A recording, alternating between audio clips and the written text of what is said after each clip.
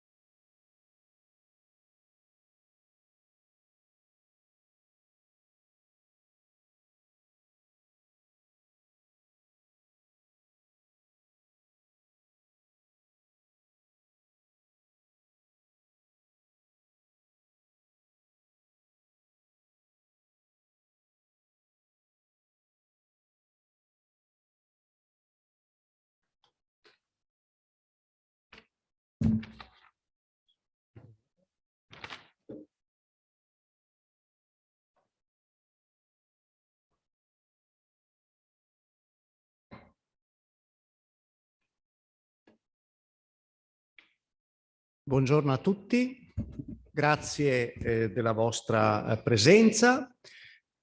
Questo è l'evento conclusivo del progetto DIVA, un progetto Interreg all'interno del programma Italia-Slovenia che arriva a conclusione dopo un percorso di più di 3 anni. Il progetto verrà presentato a voi nelle varie sfaccettature. Lascio la mia parola a Fausta Bressani, direttore della Direzione Beni, Attività Culturali e Sport della Regione Veneto, che ospita e organizza questo evento, insieme con la Camera di Commercio di Venezia Rovigo, che è il coordinatore del progetto. Fausta Bressani interviene al posto dell'assessore Corazzari, che per sopraggiunti impegni istituzionali non ha potuto partecipare. Grazie. Buongiorno a tutti. Sì, io oggi sostituisco in questo momento in particolare l'assessore Corazzari, perché è stata convocata una giunta regionale che normalmente si fa il martedì, invece questa settimana l'hanno spostata al venerdì, quindi purtroppo è andata in coincidenza. Abbiamo anche un importante provvedimento in giunta, quindi insomma l'assessore non ha potuto non esserci. Vi manda ovviamente il suo benvenuto, i suoi saluti e il ringraziamento per la collaborazione da tutti data in questo progetto, che, come si diceva prima, è in chiusura. Oggi stiamo facendo la giornata, l'evento di chiusura, quantomeno sotto il profilo amministrativo di questo progetto, del progetto DIVA. Perché una chiusura solo amministrativa? Perché l'auspicio nostro, ma immagino di tutti voi, sia quello che questo progetto, con le sue tematiche, con le sue attività, continui a svilupparsi anche al di fuori di questa cornice. Della cornice del programma Italia-Slovenia, che ha sostenuto le nostre attività in questi 3 anni. Cosa vogliamo fare oggi? Vogliamo continuare a fare quello che è stato fatto anche nel corso del progetto, ovvero promuovere i risultati di DIVA, guardando però avanti e confrontandoci anche sulle opportunità di sviluppo future, soprattutto con attenzione al panorama europeo. Ringrazio quindi i relatori di questa mattinata, che ci offriranno la possibilità di riflettere sulle sfide e sulle opportunità rivolte al settore culturale e creativo, e che spero che possano essere di particolare stimolo alle imprese coinvolte nelle azioni pilota del progetto, che grazie alle opportunità offerte dal progetto stesso hanno potuto sviluppare delle progettualità che noi abbiamo trovato assolutamente interessanti ed eterogenee.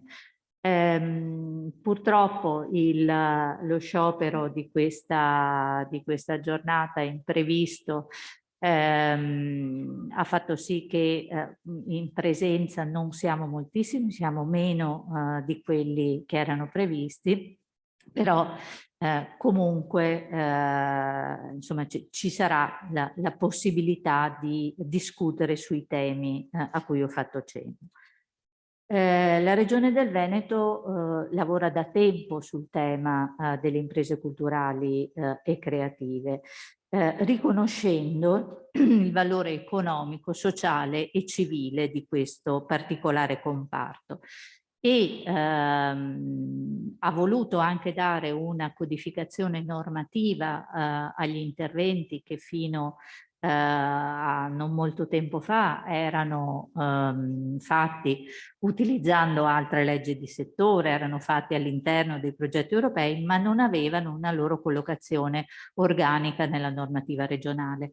Ora ce l'hanno con la legge della cultura, che va proprio in attuazione in questi giorni. L'importante provvedimento a cui facevo riferimento prima, che è in giunta, è proprio, dopo aver approvato la prima programmazione triennale, la definizione del piano annuale. Nella visione di questa legge il settore è assolutamente considerato e valorizzato. In questo spirito, quindi, la Regione, durante la precedente programmazione, ha avviato diverse progettualità legate al supporto del settore culturale e creativo. E questo lo ha fatto attraverso interventi locali, dove sono stati lanciati una serie di bandi dedicati alle imprese culturali e creative e alla produzione audiovisiva, finanziati nell'ambito della precedente programmazione del PORFES 14-20 e che hanno portato sul territorio un investimento di circa 20 milioni di euro fra il comparto imprese culturali e creative e audiovisive. Ma lo ha fatto non solo dedicando risorse del proprio PORFESR, anche attraverso la partecipazione a progetti internazionali, di cui questo è un eccellente esempio. Progetti che mirano a creare contesti favorevoli allo sviluppo del settore, dando vita ad azioni concrete per la sperimentazione diretta con le imprese. Nuova programmazione comunitaria sarà oggetto anche di qualche riflessione oggi, perché la nuova programmazione comunitaria conferma l'importanza di questi interventi per quanto riguarda il PR regionale, il programma regionale dei fondi FESR. Si è previsto di aumentare le risorse destinate al comparto culturale e creativo, che ha delle caratteristiche, sapete benissimo, molto particolari, che espongono questo settore a volte anche a rischi elevati e lo abbiamo purtroppo visto recentemente con i problemi che ci sono stati in questi ultimi anni. Quindi questo è l'impegno della Regione del Veneto per la nuova programmazione comunitaria. La Commissione europea sappiamo che ha attivato numerose iniziative volte a questo settore. Sicuramente la più importante è la New European Bauhaus, ma nello stesso Next Generation New in questi mesi vediamo avviare i primi progetti e in questo contesto la Commissione identifica la cultura in generale, ma con un focus particolare per le imprese culturali e creative, come uno strumento strategico e trasversale ai vari settori, quali lo sviluppo locale, il turismo sostenibile e consapevole, la ricerca e l'innovazione. Quindi ringrazio veramente tutti i presenti, tutti i partecipanti, nuovamente i relatori che daranno il loro contributo e auguro ovviamente il migliore successo a questa giornata, che sia proficua soprattutto per le nostre programmazioni future. Grazie, grazie mille per questa introduzione. E grazie soprattutto per averci riassunto l'impegno della Regione passato e le prospettive future. Come lei già ha detto, ritorneremo sulle prospettive future non soltanto guardando alle disponibilità e alle strategie europee, ma proprio puntando lo sguardo sulla prossima programmazione regionale, ma su questo ritorneremo. Lascio ora la parola, sempre per un saluto iniziale, al segretario generale della Camera di Commercio Venezia-Rovigo, Giacomo De Stefani, il quale dovrebbe, spero, essere collegato con noi per introdurci a questo percorso. Ricordo che l'evento di oggi è strutturato in due parti. Una prima parte ci consentirà di lanciare lo sguardo alle prospettive future, quindi guardare a quello che a livello europeo e a livello internazionale si sta muovendo, si sta organizzando proprio per sostenere un ulteriore sviluppo delle attività insieme con le imprese culturali e creative. Il secondo step di questo evento invece punterà lo sguardo su una delle attività più sfidanti del progetto DIVA, la cosiddetta azione pilota, con la quale 21 progetti selezionati su più di 100 arrivati sono stati realizzati e finanziati sempre con il progetto DIVA. Spero che il dottor De Stefani sia presente. Eccolo qui, vedo che sì, si sta collegando. Lascio la parola.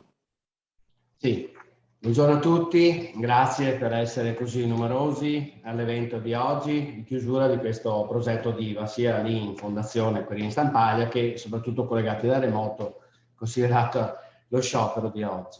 Mi scuso per non essere presente con tutti voi in questa cornice meravigliosa, ma purtroppo altri impegni in contemporanea mi tengono legato all'ufficio, abbiamo la giunta camerale e quant'altro. Sarò comunque brevissimo per lasciare spazio ai relatori e agli interventi della giornata. Sapete che Camera di Commercio Venezia Rovigo da molti anni è impegnata sui progetti europei che coinvolgono il territorio delle nostre due aree provinciali, perché crediamo fermamente che la cooperazione internazionale sia uno dei modi migliori per offrire l'opportunità di una visione più ampia alle imprese locali e anche alla Camera di Commercio come istituzione. In questa variegata e vasta esperienza che abbiamo fatto in questi anni, anche con la collaborazione con il dottor Sandrini, che anche oggi è presente e ha introdotto il progetto, dicevo, il progetto DIVA occupa un posto di primo piano tra i progetti che riteniamo più riusciti ed efficaci nell'indicare quali saranno i nuovi percorsi e nel fornire a noi e soprattutto alle nostre imprese delle opportunità di crescita e di sviluppo promettenti. Grazie agli sforzi di tutti i partner qui presenti è stato possibile non solo elaborare delle metodologie, degli strumenti per incentivare la collaborazione tra imprese tradizionali e imprese culturali e creative, vedere anche i primi frutti di questa collaborazione, che sono rappresentati dall'innovazione portata dai progetti che sono stati selezionati e finanziati, ma anche, vorrei dire, da tutti quei progetti che, pur non rientrando nel novero dei prescelti, ci hanno comunque restituito il quadro di un sistema economico locale che, pur tra le enormi difficoltà che conosciamo tutti dovute alle emergenze globali di questi anni, è comunque un settore ancora vivo e aperto alle nuove imprese, alle nuove sperimentazioni, e sa anche mettersi in gioco per sperimentare nuovi modelli di business. La contaminazione e l'ideazione di nuovi approcci produttivi elaborati utilizzando le tecniche che sono state promosse dal progetto DIVA, e quindi esempio il design thinking, l'art thinking, penso possano offrirci ancora nuove opportunità per aiutare le imprese ad adattarsi ai cambiamenti sempre più rapidi imposti dai cambiamenti economici sociali e uscirne più forti e più competitivi. Credo che il grande patrimonio di conoscenze e di saperi in possesso delle imprese che operano nel campo della cultura, unito a quello non meno vasto e ricco delle piccole imprese tradizionali, possono dar vita a nuove modalità di cooperazione che possono davvero dare un impulso di cambiamento e rinnovamento importante a tutto l'ecosistema economico e sociale dei nostri territori. Credo che il confronto e la collaborazione con imprese che affrontano i medesimi problemi sul territorio sloveno sia un ulteriore motivo di arricchimento e di crescita in un mondo che è sempre più globalizzato, in cui dobbiamo integrarci, ma anche mettere a frutto le nostre specificità. Perciò complimenti ai partner del progetto, alle imprese che hanno partecipato alle azioni pilota e a tutti coloro che in un modo o nell'altro hanno contribuito al successo di questo progetto.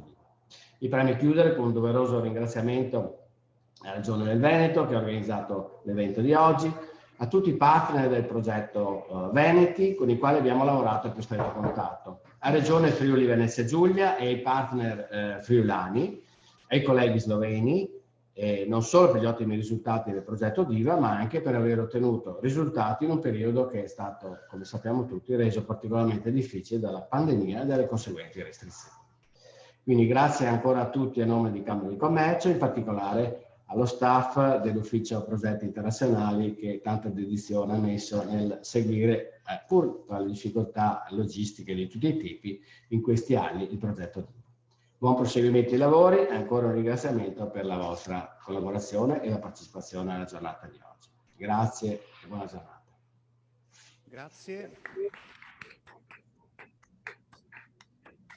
Grazie mille per questo saluto e questa introduzione, tra l'altro sottolineando uno degli aspetti fondamentali della collaborazione di questi anni, che è stata proprio la collaborazione transfrontaliera.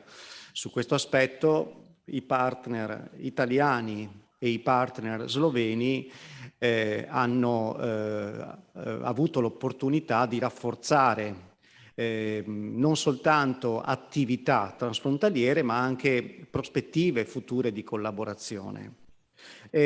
Proprio per introdurre ora i lavori di questo evento, mi permetto di far presenti, di riassumere brevemente che cos'è il progetto DIVA. Come potete vedere, io ho chiesto di proiettare il sito del progetto DIVA. Lo trovate nel sito del programma Italia-Slovenia e ho selezionato 3 cose molto semplici senza dover entrare troppo nei dettagli tecnici di questo progetto. Anzitutto mi premeva farvi presente, noi lo chiamiamo DIVA, ma c'è un titolo un po' più lungo che dice sviluppo di ecosistemi e catene di valore dell'innovazione, supportare l'innovazione transfrontaliera attraverso le industrie creative. Questo è il titolo vero del progetto ed è il titolo anche che mette a fuoco l'obiettivo principale. Se da un lato l'attore, il punto di riferimento è il settore delle industrie culturali e creative, dall'altra l'idea è quella che le industrie culturali e creative, le cosiddette industrie, perché poi non è che tutti siano neppure d'accordo nell'usare questo termine, diciamo le imprese culturali e creative danno un contributo sostanziale allo sviluppo dell'economia locale. Meglio ancora, le industrie culturali e creative possono accrescere l'innovatività e la competitività dei settori industriali tradizionali. Ed è quello che è stato fatto nel corso dei 3 anni abbondanti di progetto. 3 anni, voi vedete c'è un 97% scritto lì, significa che il progetto ha fatto il 97% delle attività. Non soltanto perché il progetto si chiuderà il 30 giugno, ma perché proprio ieri ci siamo ritrovati con tutti i partner a poca distanza dalla Fondazione Querini Stampalia e abbiamo fatto la lista delle cose e ci siamo resi conto che buona parte di quello che c'era scritto l'abbiamo fatto, non soltanto rendicontato, che è l'aspetto finanziario, ma fatto e con un impatto sui territori. Il progetto ha un titolo lungo, ma ha anche 3 obiettivi molto semplici. Se passiamo alla seconda slide, grazie, eccola qua, ha degli obiettivi, in realtà, come vi dicevo prima, è un progetto con tanti enti. Qui ne vediamo soltanto 8, in realtà i partner sono molti di più, sono 15. Abbiamo 7 partner sloveni e 4 partner veneti e 4 partner della regione autonoma Friuli Venezia Giulia. 15 partner con caratteristiche le più diverse. Abbiamo autorità regionali, come la direzione rappresentata da Fausta Bressani, oppure la direzione omologa della regione autonoma Friuli-Venezia Giulia. Abbiamo camere di commercio, abbiamo parchi tecnologici, abbiamo fondazioni di carattere culturale, abbiamo agenzie settoriali. Tutte hanno lavorato insieme in questi 3 anni che, come sapete, sono stati anche abbastanza straordinari, vista l'esperienza di Covid. Francamente, anche per noi ritrovarci ieri, dopo più di 3 anni, perché l'ultima riunione l'abbiamo fatta nel 2019, ritrovarci voleva dire che non eravamo solo degli ologrammi dietro ad uno schermo che si riuniva periodicamente, ma esistevamo, come esistevano i progetti, e quelli che vi mostreremo più tardi vi daranno anche una concreta evidenza di quello che è stato fatto. L'ultima cosa che vi faccio vedere riguarda gli obiettivi, come vi stavo dicendo prima del progetto. Voi sapete che noi ci siamo mossi su una identificazione dei fabbisogni, una identificazione e una mappatura degli attori, sono tutti strumenti disponibili, e poi abbiamo elaborato un modello di collaborazione, un modello di cooperazione che mette insieme imprese culturali creative e altri settori industriali ed è improntato a due metodi o 2 scuole di intervento: l'art thinking e il design thinking. Su questa impronta tutte le attività successive sono state organizzate. È stato costruito un toolkit, sono state fatte dei momenti formativi, sono stati creati 3 hub regionali che hanno il compito di animare il territorio in forme diverse a seconda delle situazioni che ci sono tra la Slovenia e l'Italia. E soprattutto poi abbiamo investito quasi 1 milione di euro per finanziare 21 progetti. 21 progetti che hanno messo in pratica la collaborazione tra imprese culturali e creative e settori industriali tradizionali. Quindi 21 collaborazioni che sono arrivate a compimento lo scorso 15 aprile e che sono ora in fase di rendicontazione e di chiusura. Ci sarà poi un video che riassumerà e vi farà vedere di cosa parlano questi 21 progetti. Ecco, io mi fermo qua.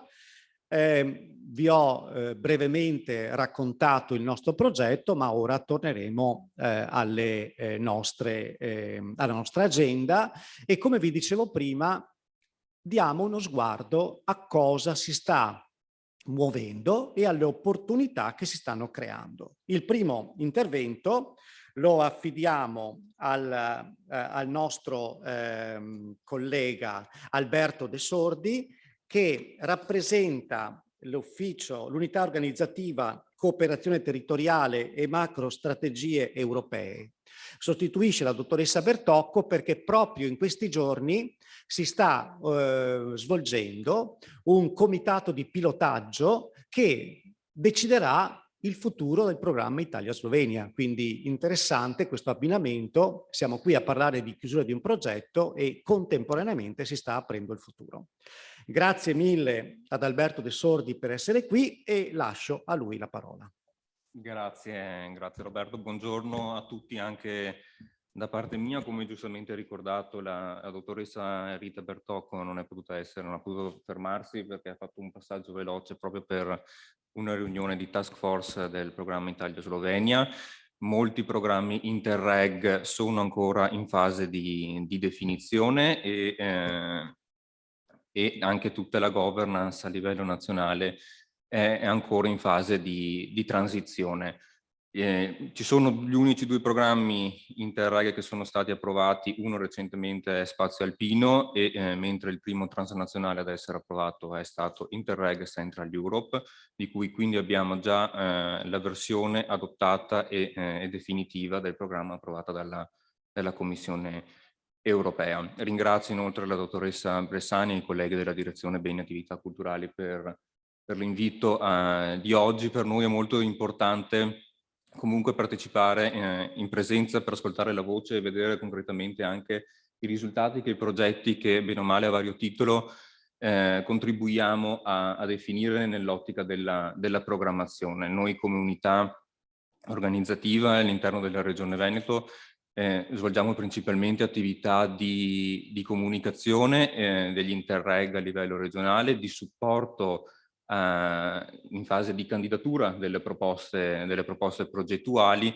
ed anche poi nella fase di implementazione del progetto. Ci sono un referente regionale per quasi ogni programma Interreg che coinvolge il territorio veneto, quindi sicuramente abbiamo una buona copertura non solo di Interreg Italia-Slovenia, ma anche di tutti gli altri programmi.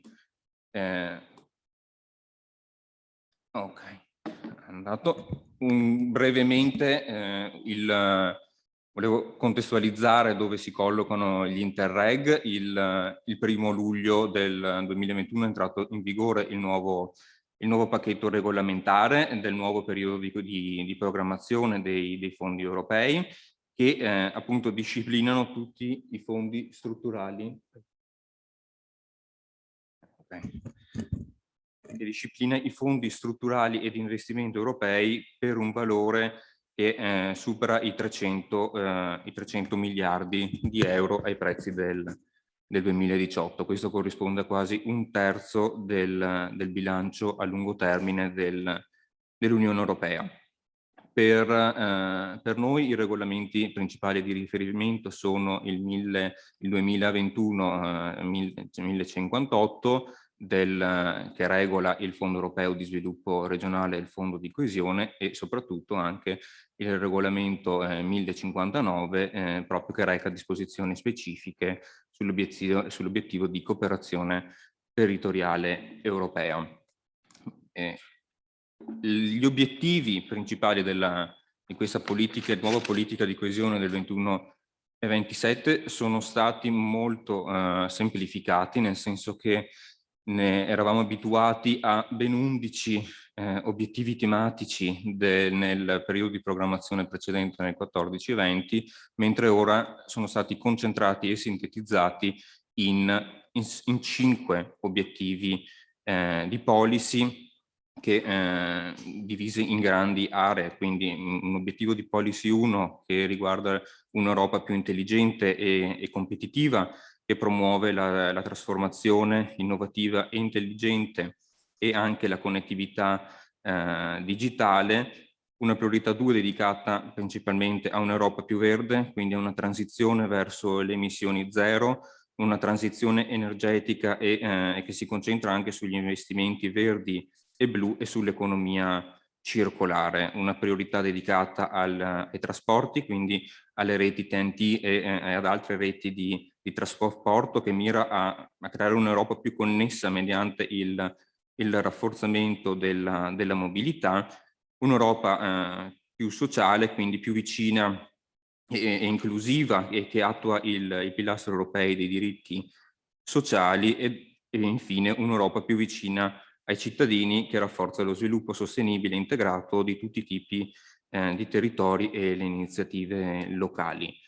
Inoltre, per specifico, per gli Interreg ci sono 2 obiettivi specifici che riguardano la governance integrata e un'Europa più sicura, e questi obiettivi poi di policy devono essere concentrati, perché c'è una disposizione sulla concentrazione tematica che i programmi devono seguire. Quindi almeno il 60% per quanto riguarda i programmi transfrontalieri e transnazionali deve essere allocato all'interno della priorità 2, quindi quella dedicata a un'Europa più verde, e fino ad un massimo del 20%, ad esempio, sull'obiettivo specifico di Interreg, che è una better governance, quindi una migliore governance della cooperazione. Ci sono poi alcune casistiche su, ad esempio, i trasfrontalieri che hanno le frontiere terrestri e interne, come ad esempio Italia-Austria, che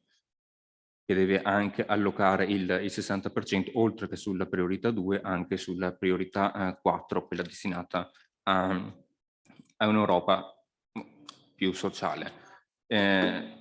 Una breve panoramica su quali sono i programmi Interreg che interessano Regione del Veneto.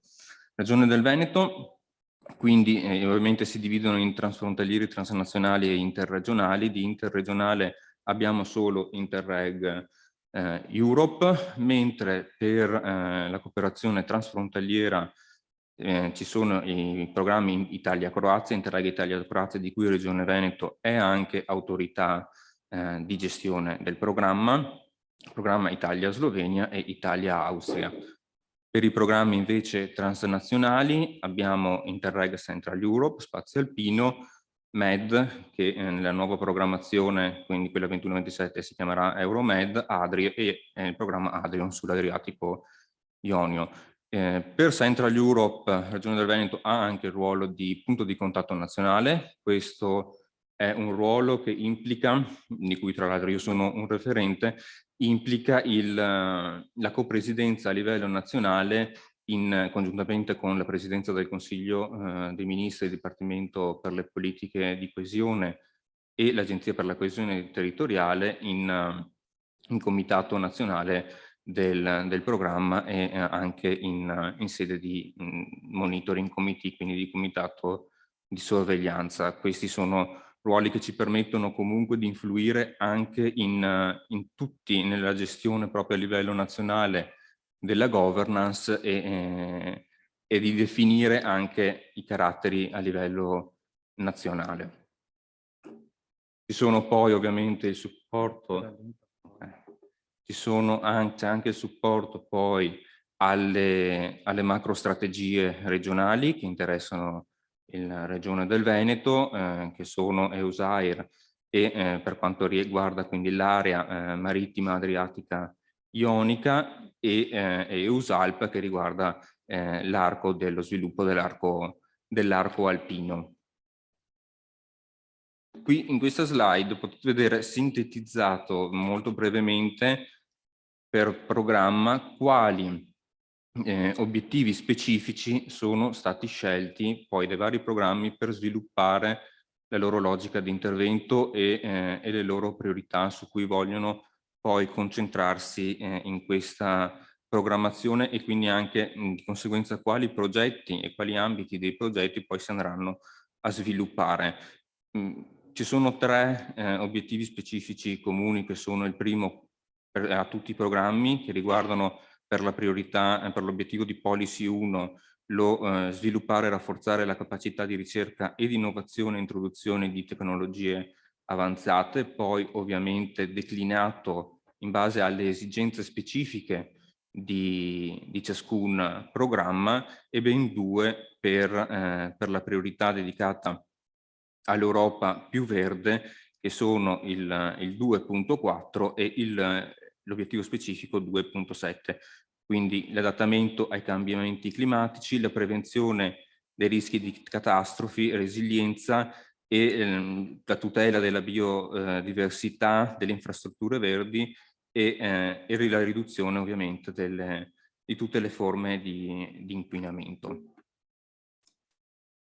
Siamo ora anche a cosa i programmi Interreg hanno fatto e possono fare per le industrie culturali e creative. C'è una lunga tradizione di sostegno da parte di questi programmi alla tutela e alla valorizzazione del patrimonio culturale, soprattutto perché hanno dimostrato un elevato potenziale di cooperazione che si crea tra i partner del progetto e anche gli ottimi risultati che poi si possono riscontrare a livello locale.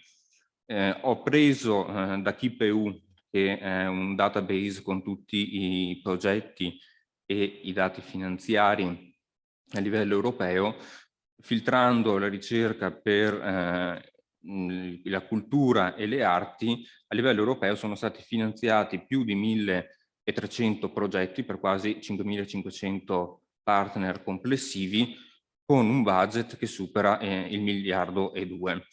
Questo è comunque un dato evidente di come gli investimenti in questo settore siano di interesse non solo veneto italiano, ma anche proprio a livello europeo. Per il Veneto, ad esempio, nei programmi Interreg sono stati finanziati 60 progetti che hanno portato nel territorio regionale circa 90 milioni di euro. Ovviamente questo si rispecchia proprio la potenzialità che si creano e si possono creare in questi settori proprio a livello di collegamento tra nazionale, regionale e locale, quindi con il coinvolgimento che i progetti Interreg portano sia a livello di autorità locali che di stakeholders, che anche proprio di società civile come destinatari dei progetti o comunque che poi arrivano a capitalizzare i risultati ottenuti. Questi ovviamente sono anche a beneficio diretto o indiretto del settore turistico, culturale e ovviamente rispecchiano un po' la logica di intervento di ciascun programma, perché poi sono indirizzati e declinati per ciascun programma Interreg all'interno della visione complessiva che vuole raggiungere il programma.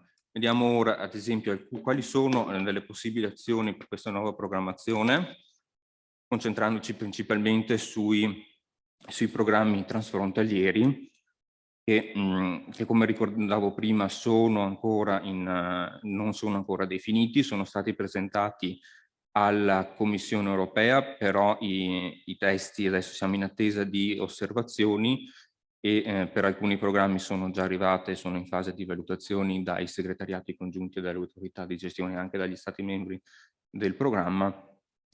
Detto questo, però, si pensa che a livello generale tra l'autunno e l'inverno si aprano quasi molte possibilità di bandi complessivamente tra tutti gli Interreg. Il programma Italia-Slovenia per il 21-27 mira molto a promuovere il patrimonio culturale, le minoranze linguistiche anche attraverso il sostegno alle industrie creative e al turismo sostenibile e accessibile. Inoltre reputa molto importante promuovere e finanziare iniziative a sostegno del turismo sostenibile e dei beni culturali, che permettono anche di superare l'impatto che la pandemia ha avuto a livello generale sia in Italia che anche europeo, quindi che il valore aggiunto della cooperazione che portano i programmi Interreg in qualche modo possa fornire supporto e un aiuto ulteriore a quelle imprese che hanno subito maggiormente la crisi derivata dal Covid-19. C'è anche un accenno nella necessità di favorire la transizione verso un'economia circolare e verde. Questo appunto si ricollega anche agli obiettivi più generali dell'Unione Europea come il Green Deal e la costruzione anche delle catene di valore regionali a sostegno di cluster e distretti industriali e di ricerca.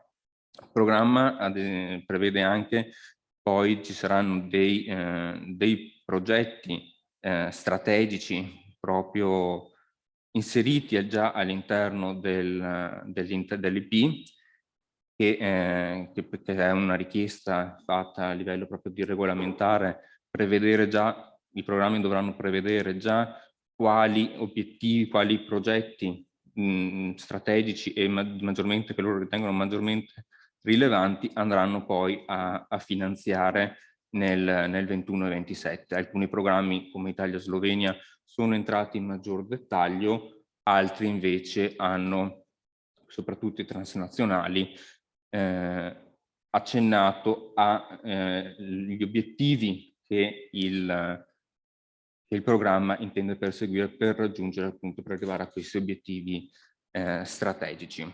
Per il programma Italia-Austria, anche qui ritorna il tema del turismo, del settore turistico, quindi con la promozione dell'innovazione turistica che favorisca un turismo di qualità, un turismo della salute e anche digitalizzando, quindi con un collegamento in questo caso alla fase 1, alla priorità 1, le imprese culturali e creative. In questo senso l'innovazione turistica può legarsi in maniera sinergica alle iniziative di innovazione sociale, creando anche nuove sinergie con altri programmi, ad esempio l'FS Plus o altri programmi di cooperazione territoriale europea che affrontano le stesse tematiche. Italia-Croazia, anche qui ritorna il tema della digitalizzazione, quindi con l'obiettivo di valorizzare i siti e le attività culturali che siano capaci di diversificare i tradizionali flussi turistici con percorsi legati alle specificità locali e servizi forniti dalle anche industrie culturali e creative, quindi c'è anche un accenno al potenziamento delle skills, quindi con potenziare le capacità imprenditoriali che favoriscono l'innovazione di prodotti e processi in cui anche qui le industrie culturali e creative svolgono un ruolo fondamentale. Per i programmi transnazionali vi porto il programma Interreg Central Europe che oltre alla priorità 1, quella dedicata all'innovazione, che è quella prettamente dedicata ai progetti che promuovono nuove tecnologie e soluzioni che saranno poi elementi fondamentali per adattare le regioni dell'Europa centrale al settore terziario, che comprende quindi anche i servizi come le industrie culturali creative e il turismo compreso.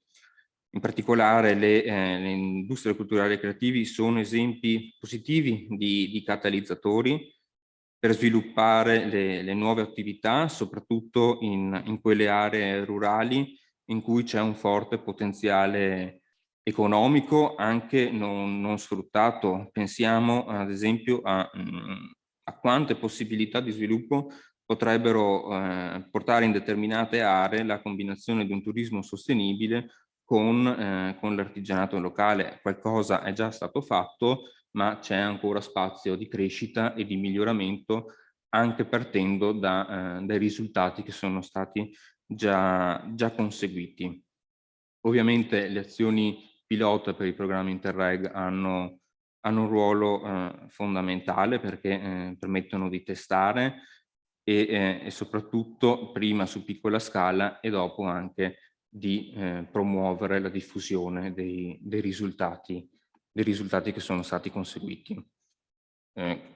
Concludo brevemente lasciandovi questi link. Uno è una guida interattiva, è un sito della Commissione europea che facilita l'accesso alle opportunità di finanziamento disponibili per i settori culturali e creative. C'è quindi una panoramica a livello generale su tutte le opportunità di finanziamento, non solo Interreg, e un altro sito che è Creatives Unite, che è una piattaforma che è stata avviata recentemente proprio a seguito della pandemia, proprio per rispondere all'esigenza che c'era a livello europeo di ricercare le misure di sostegno e le varie iniziative e progetti finanziati delle imprese culturali e creative del settore. Quindi permette anche lo scambio di buone pratiche e di informazioni tra le imprese del settore.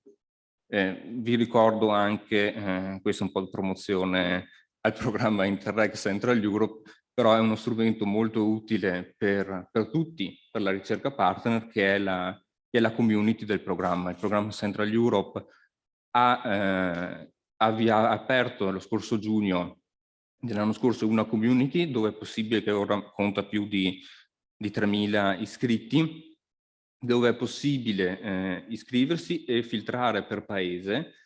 C'è anche, ci sono Croazia, Slovenia, Austria, quelli di interesse magari principale, dove è possibile cercare i vari partner ed anche pubblicare le idee progettuali, almeno dei concept per delle idee progettuali, però è un ottimo bacino per la ricerca partner e soprattutto per i newcomers, per chi si approccia per la prima volta alla cooperazione territoriale europea. È sicuramente un ottimo luogo in cui poter cercare nuove collaborazioni e creare nuove partnership proficue. Vi lascio i contatti della nostra unità organizzativa, che possono sempre essere utili. Grazie mille per questa veramente ampia presentazione. Tra l'altro, riuscire a concentrare tutte le notizie in alcune slide, visto che tutto il mondo della cooperazione è in fermento. Giustamente un paio di bandi sono già usciti, giusto? Perché Central Europe è in fase di valutazione, Alpine Space siamo al secondo step, quindi siamo già dentro alla programmazione nuova, però grazie anche per la scorsa che ci ha dato su Italia-Slovenia, su Italia-Austria, su Italia-Croazia, su il Central, quindi grazie per tutti i riferimenti e aspettiamo le novità da questo punto di vista e quindi sappiamo adesso a chi rivolgersi, a che porta bussare eventualmente. Quindi grazie ancora per il suo intervento. E proseguiamo con questa nostra presentazione e ci spostiamo a Bodø in Norvegia. Bodø è una città norvegese che sarà la capitale della cultura europea per il 2024. Abbiamo invitato il direttore del programma Bodø 2024, Henrik Dagfinrud, a introdurci e darci qualche indicazione proprio su questa iniziativa. Lascio la parola, vedo che è collegato e quindi grazie mille per la sua presenza, il suo collegamento. Ascoltiamo il suo intervento. Grazie. Grazie, thank you. If you can not hear me, please let me know. If you can hear me, I will just go on.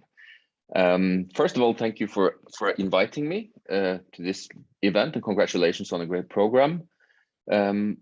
Before I enter my script, I just want to share my screen for a few minutes to give you sort of a visual feeling of where we are.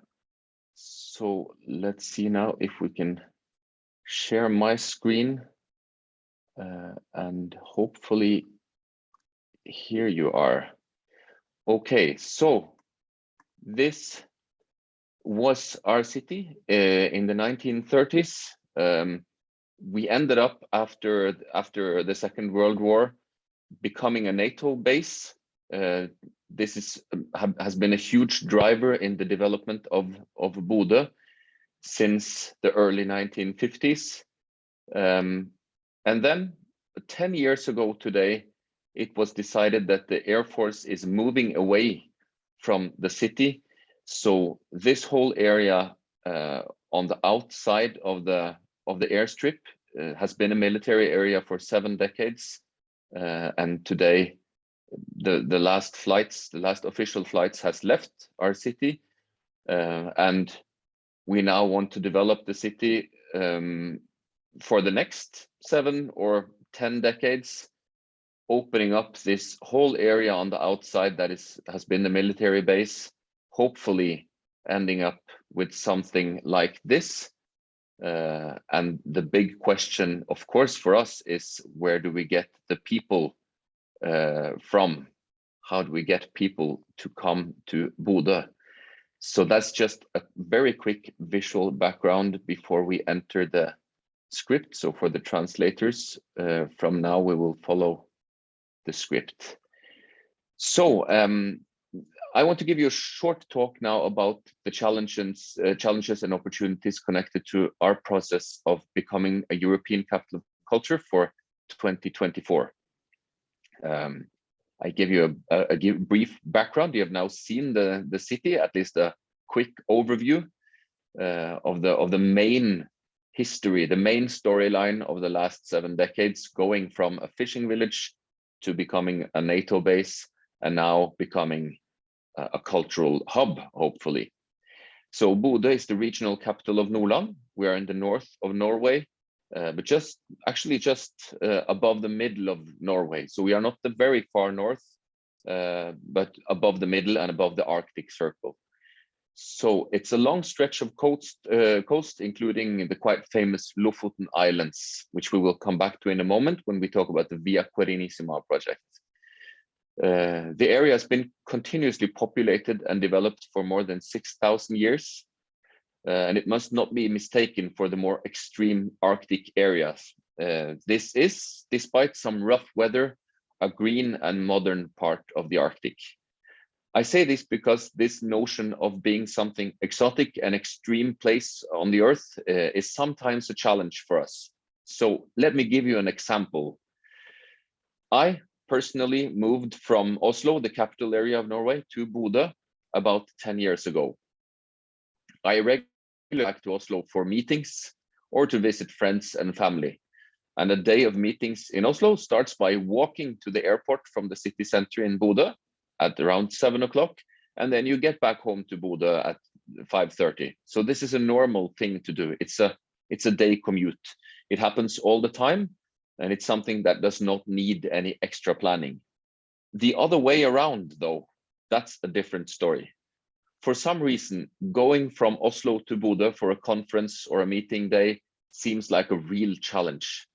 It's something that needs planning. It's a struggle. Even though it's the exact same distance, people tend to perceive it's like an expedition. So quite often, we just meet in Oslo instead to make sure we get the job done. Now, this is obviously just an example, but there is some truth to it. So on a personal level, it's a minor problem. The real problem is we see the same tendencies on a national and international level. Being far away from political centers of power can sometimes be a challenge. So this is, in part, a reason for our campaign to bid for the status as European Capital of Culture. We wanted to overcome the challenge of being in the periphery by creating long-term relations on an international level. So culture is a force in this regard, and the concept of European Capitals of Culture is among the strongest instruments available. Without going into the details, Bodø's challenge was and is, as I mentioned in the beginning, to attract people. We know our regional cities around us have the same challenge, so we cannot base our development on taking our neighboring cities' young people or creative people. We need to connect closer to Europe and establish lasting relations. So we think Europe is our opportunity. I believe the European Capital of Culture program has a few features or opportunities that I want to focus on. First, time. A full process of Capital of Culture takes at least 10 years, most often 15 or 20 years from the beginning of the bidding process until you are finished and you have evaluated the whole project. So for Bodø, the challenge began, as I mentioned, in 2012, when the local politicians officially launched the ambition. This was in direct connection to when the military airbase was being closed down. So time is both a challenge and an opportunity. it's a challenge to get a city to commit to one project over such a long period of time. It's a challenge to keep the focus and the ambitions through political shifts of power, change of economic situation, other important projects and such. But time is also an opportunity. So too often cultural activities are event-based and depend on the attention of persons or small groups. By creating and sustaining focus over time, you have the opportunity to establish lasting relations. So second is attention. As a small city far away from the power centers, we have a challenge of attracting attention. We need the attention of Europe to tell our stories and find our partners. The capital of culture is an opportunity to create attention over time within a narrative you can control. So it's not a fixed event like some of the big sports events. It's a tailor-made narrative that each city creates, but you get the opportunity to create more attention than you could or would on your own. Third, credibility. Part of our challenge is to accomplish a development leap, and in a few years, we want our cultural operators and artists to integrate in new networks and perform on a bigger stage. We already see clearly how the European Capital of Culture is an opportunity to accelerate this process. The fact that a city or municipality has taken on such a long-term project creates a different foundation for the cultural operators.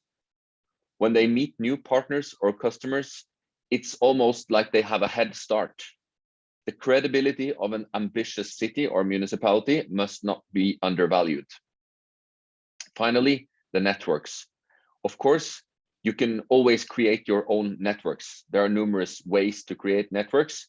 The challenge for Bodø has been to establish the long-term international relations. Through culture, and especially through the Capital of Culture program, we get the opportunity to access networks that are active and ambitious.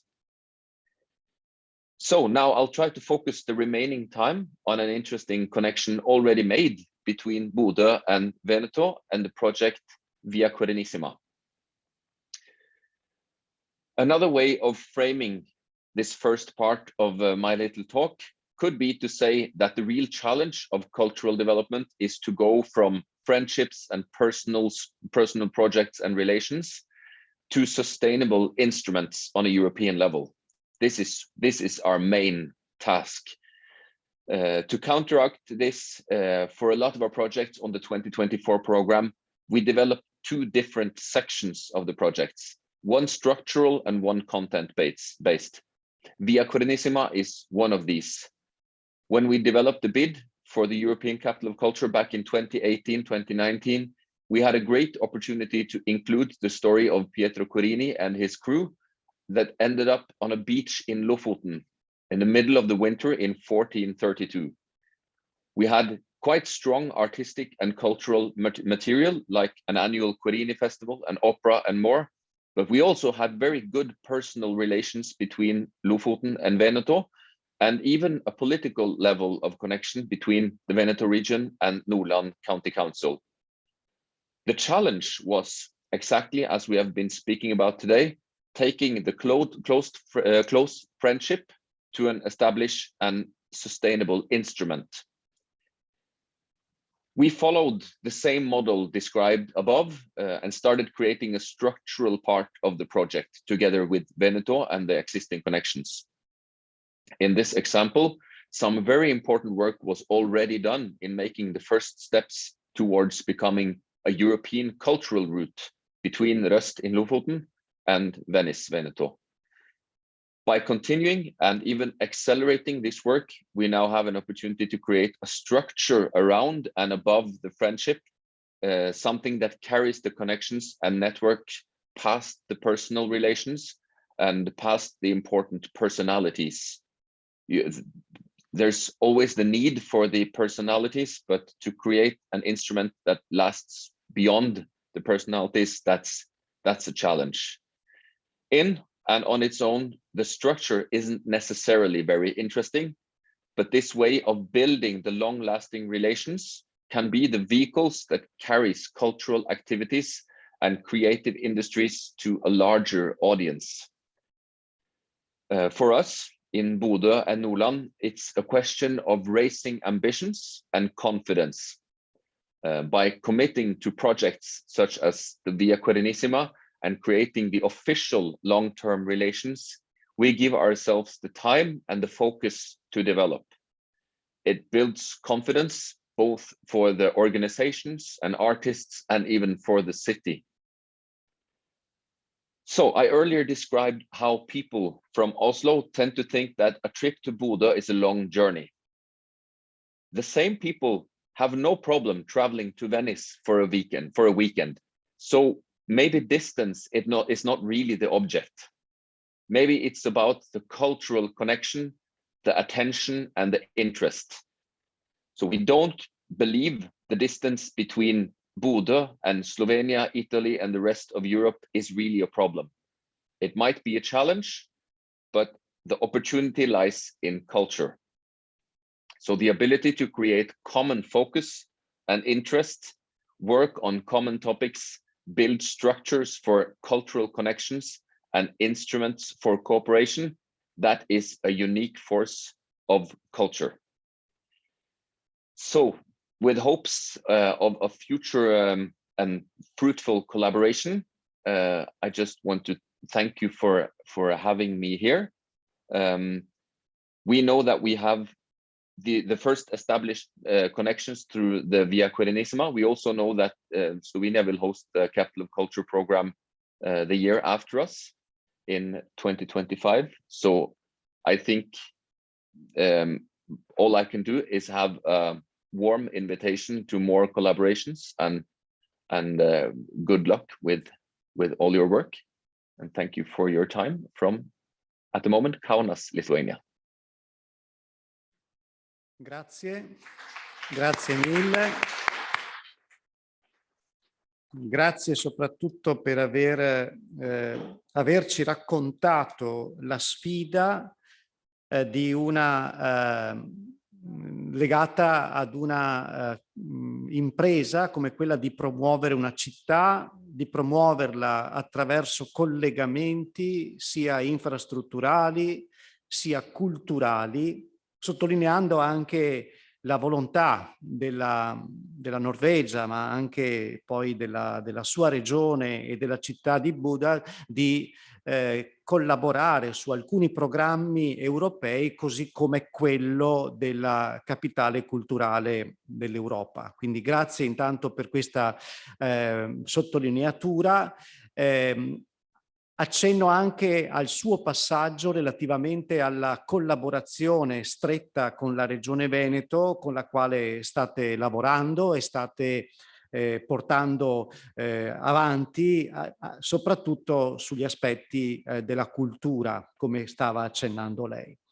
E l'aspettiamo anche perché dopo il 2024, se non mi sbaglio, il 2025 ritornerà proprio nell'area del progetto DIVA, perché la capitale europea della cultura 2025 sarà Nova Gorica e Gorizia, quindi una città transfrontaliera che per un anno sarà sotto i riflettori, così come lo è la sua. Quindi grazie e speriamo ci sia modo anche di ritornare sulla sua esperienza per condividere e per poter avviare altre collaborazioni. Passo ora, invece ci spostiamo dalla Norvegia, torniamo a Trieste. Torniamo ad Area Science Park. Abbiamo in collegamento con noi Area Science Park, come sapete è un polo di ricerca europeo di alto livello che ha la sua sede a Padriciano. Abbiamo con noi il direttore dell'Istituto di Innovazione dei Progetti Massimiliano Rudella, che si collega con noi a livello online. Area Science Park, come vi stavo dicendo, è un fiore all'occhiello della ricerca. Collabora con noi nel progetto DIVA, è uno dei partner. Vedo che Massimiliano Rudella è collegato e lascio a lui la parola. Intanto ciao a tutti, spero mi sentiate. Mi dispiace non essere là, ma come avete visto c'erano dei piccoli problemi, però la prossima volta sicuramente non mancherò. Allora, io avrò una piccola presentazione da condividere, che andrò molto veloce, ma di base risponde a due quesiti, forse a due obiettivi. Il primo è: cosa ci fa un ente di ricerca nazionale del Ministero Università e Ricerca in un progetto sulle culturali creative? Ed è già un elemento molto interessante. La seconda è quale futuro per Diva? Ci può essere un follow-up? Ci può essere una scalabilità del progetto? E parto da questo. Allora, provo a condividere la presentazione. Spero di riuscirci.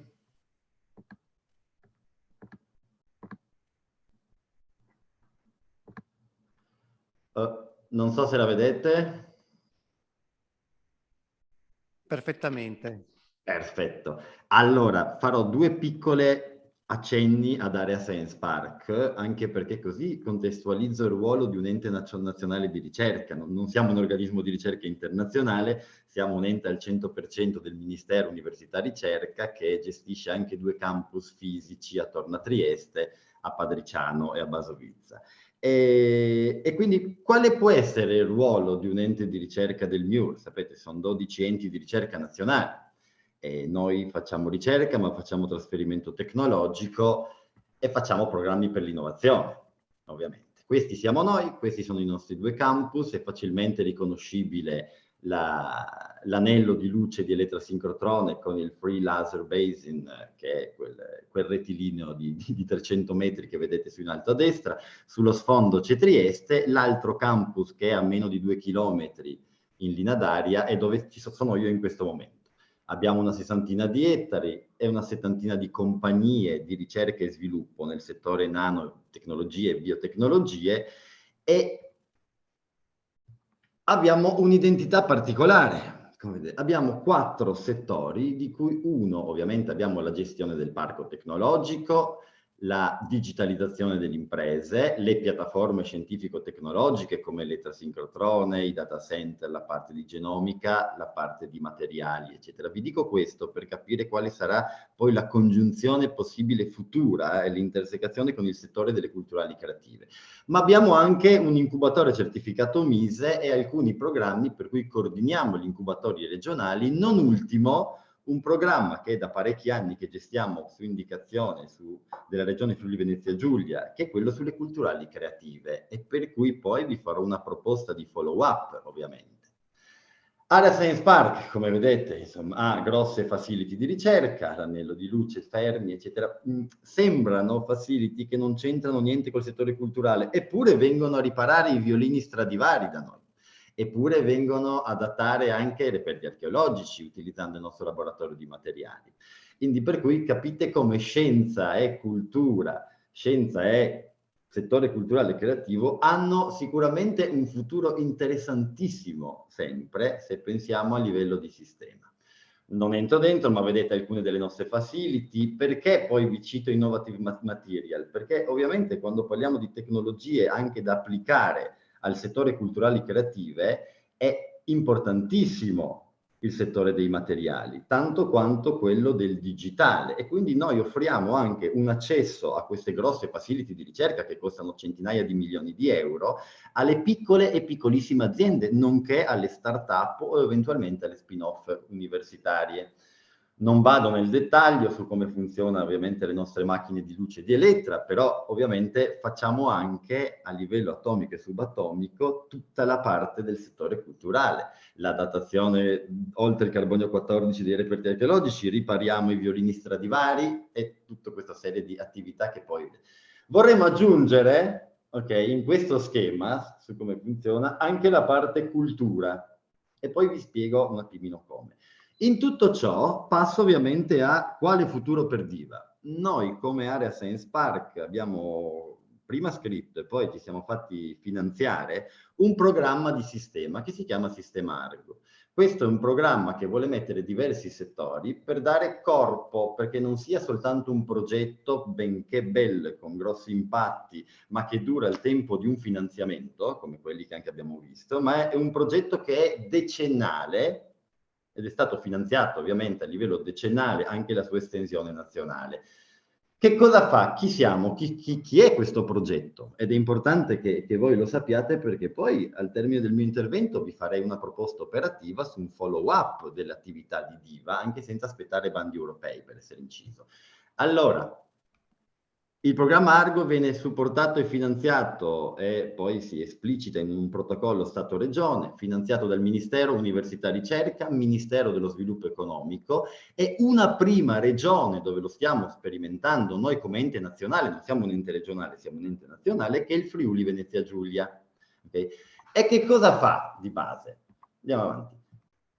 Si esplicita in 4 aree strategiche, tra cui la generazione e lo sviluppo d'impresa, okay? E partendo da una sperimentazione iniziata nel 2018 e ormai in fase avanzata ovviamente, dopo tutti questi anni, a cui ovviamente abbiamo ricevuto un ulteriore contributo di 33-35 milioni di euro supplementari dal Ministero Economia e Finanze per portare questo sistema in altre 4 regioni italiane, di cui il Veneto secondo me sarebbe, per storia, per continuità geografica e anche per collaborazioni in atto come queste che stiamo avendo con voi su diversi progetti, non solo Diva, la regione Veneto potrebbe essere la terza regione a entrare in questo sistema. Le risorse economiche già ce l'abbiamo, quindi possiamo pensare al progetto e non al finanziamento. Il mio invito è a tutti i partner, anche quelli internazionali, perché non si fa sviluppo regionale o nazionale senza cooperazione internazionale, perché il know-how manca sempre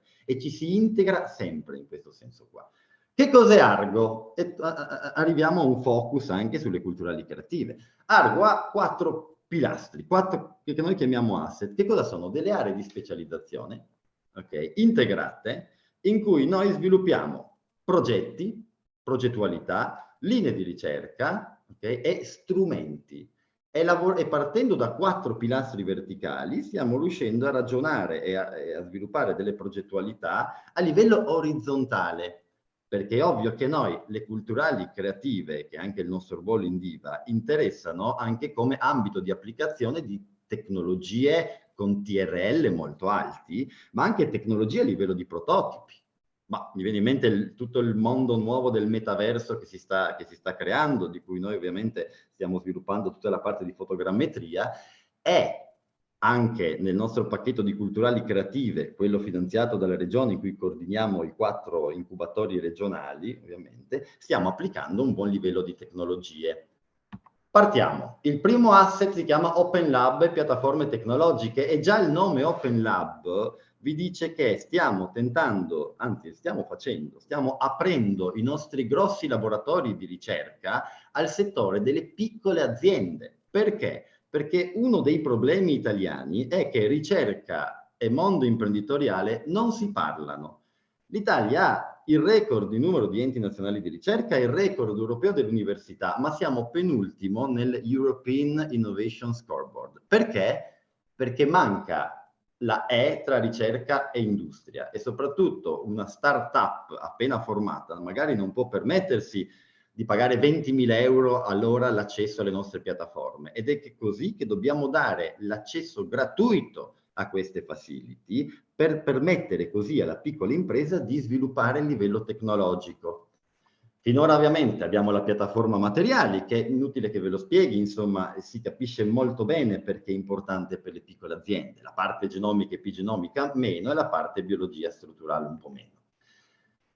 Open Lab, ovviamente noi siamo un ente nazionale di ricerca, gestiamo anche uno dei SERIC, il SERIC ERIC ovviamente, e abbiamo vari partner nell'Unione Europea a livello di Europa, dove abbiamo delle facility, delle attrezzature nostre, ma dislocate in diverse sedi. Questo che cosa permette? Permette di ragionare in termini di hub and spoke, anche per quanto riguarda le culturali creative. L'accesso a queste infrastrutture distribuite è fondamentale per poter sviluppare, perché è inutile generare una startup o una spin-off universitaria e poi lasciarla solo in un mercato che in questo momento è durissimo per una piccola azienda. Dal nostro punto di vista il ruolo del pubblico, dall'ente di ricerca alla regione ad altri enti, ad altri attori che sapete, è accompagnare anche la post-incubazione, aiutarli nel mercato, specie in quello culturale e creativo, dove è uno dei settori in cui si possono applicare più tecnologie d'avanguardia. Quindi abbiamo i data center, abbiamo la parte di genomica che salto.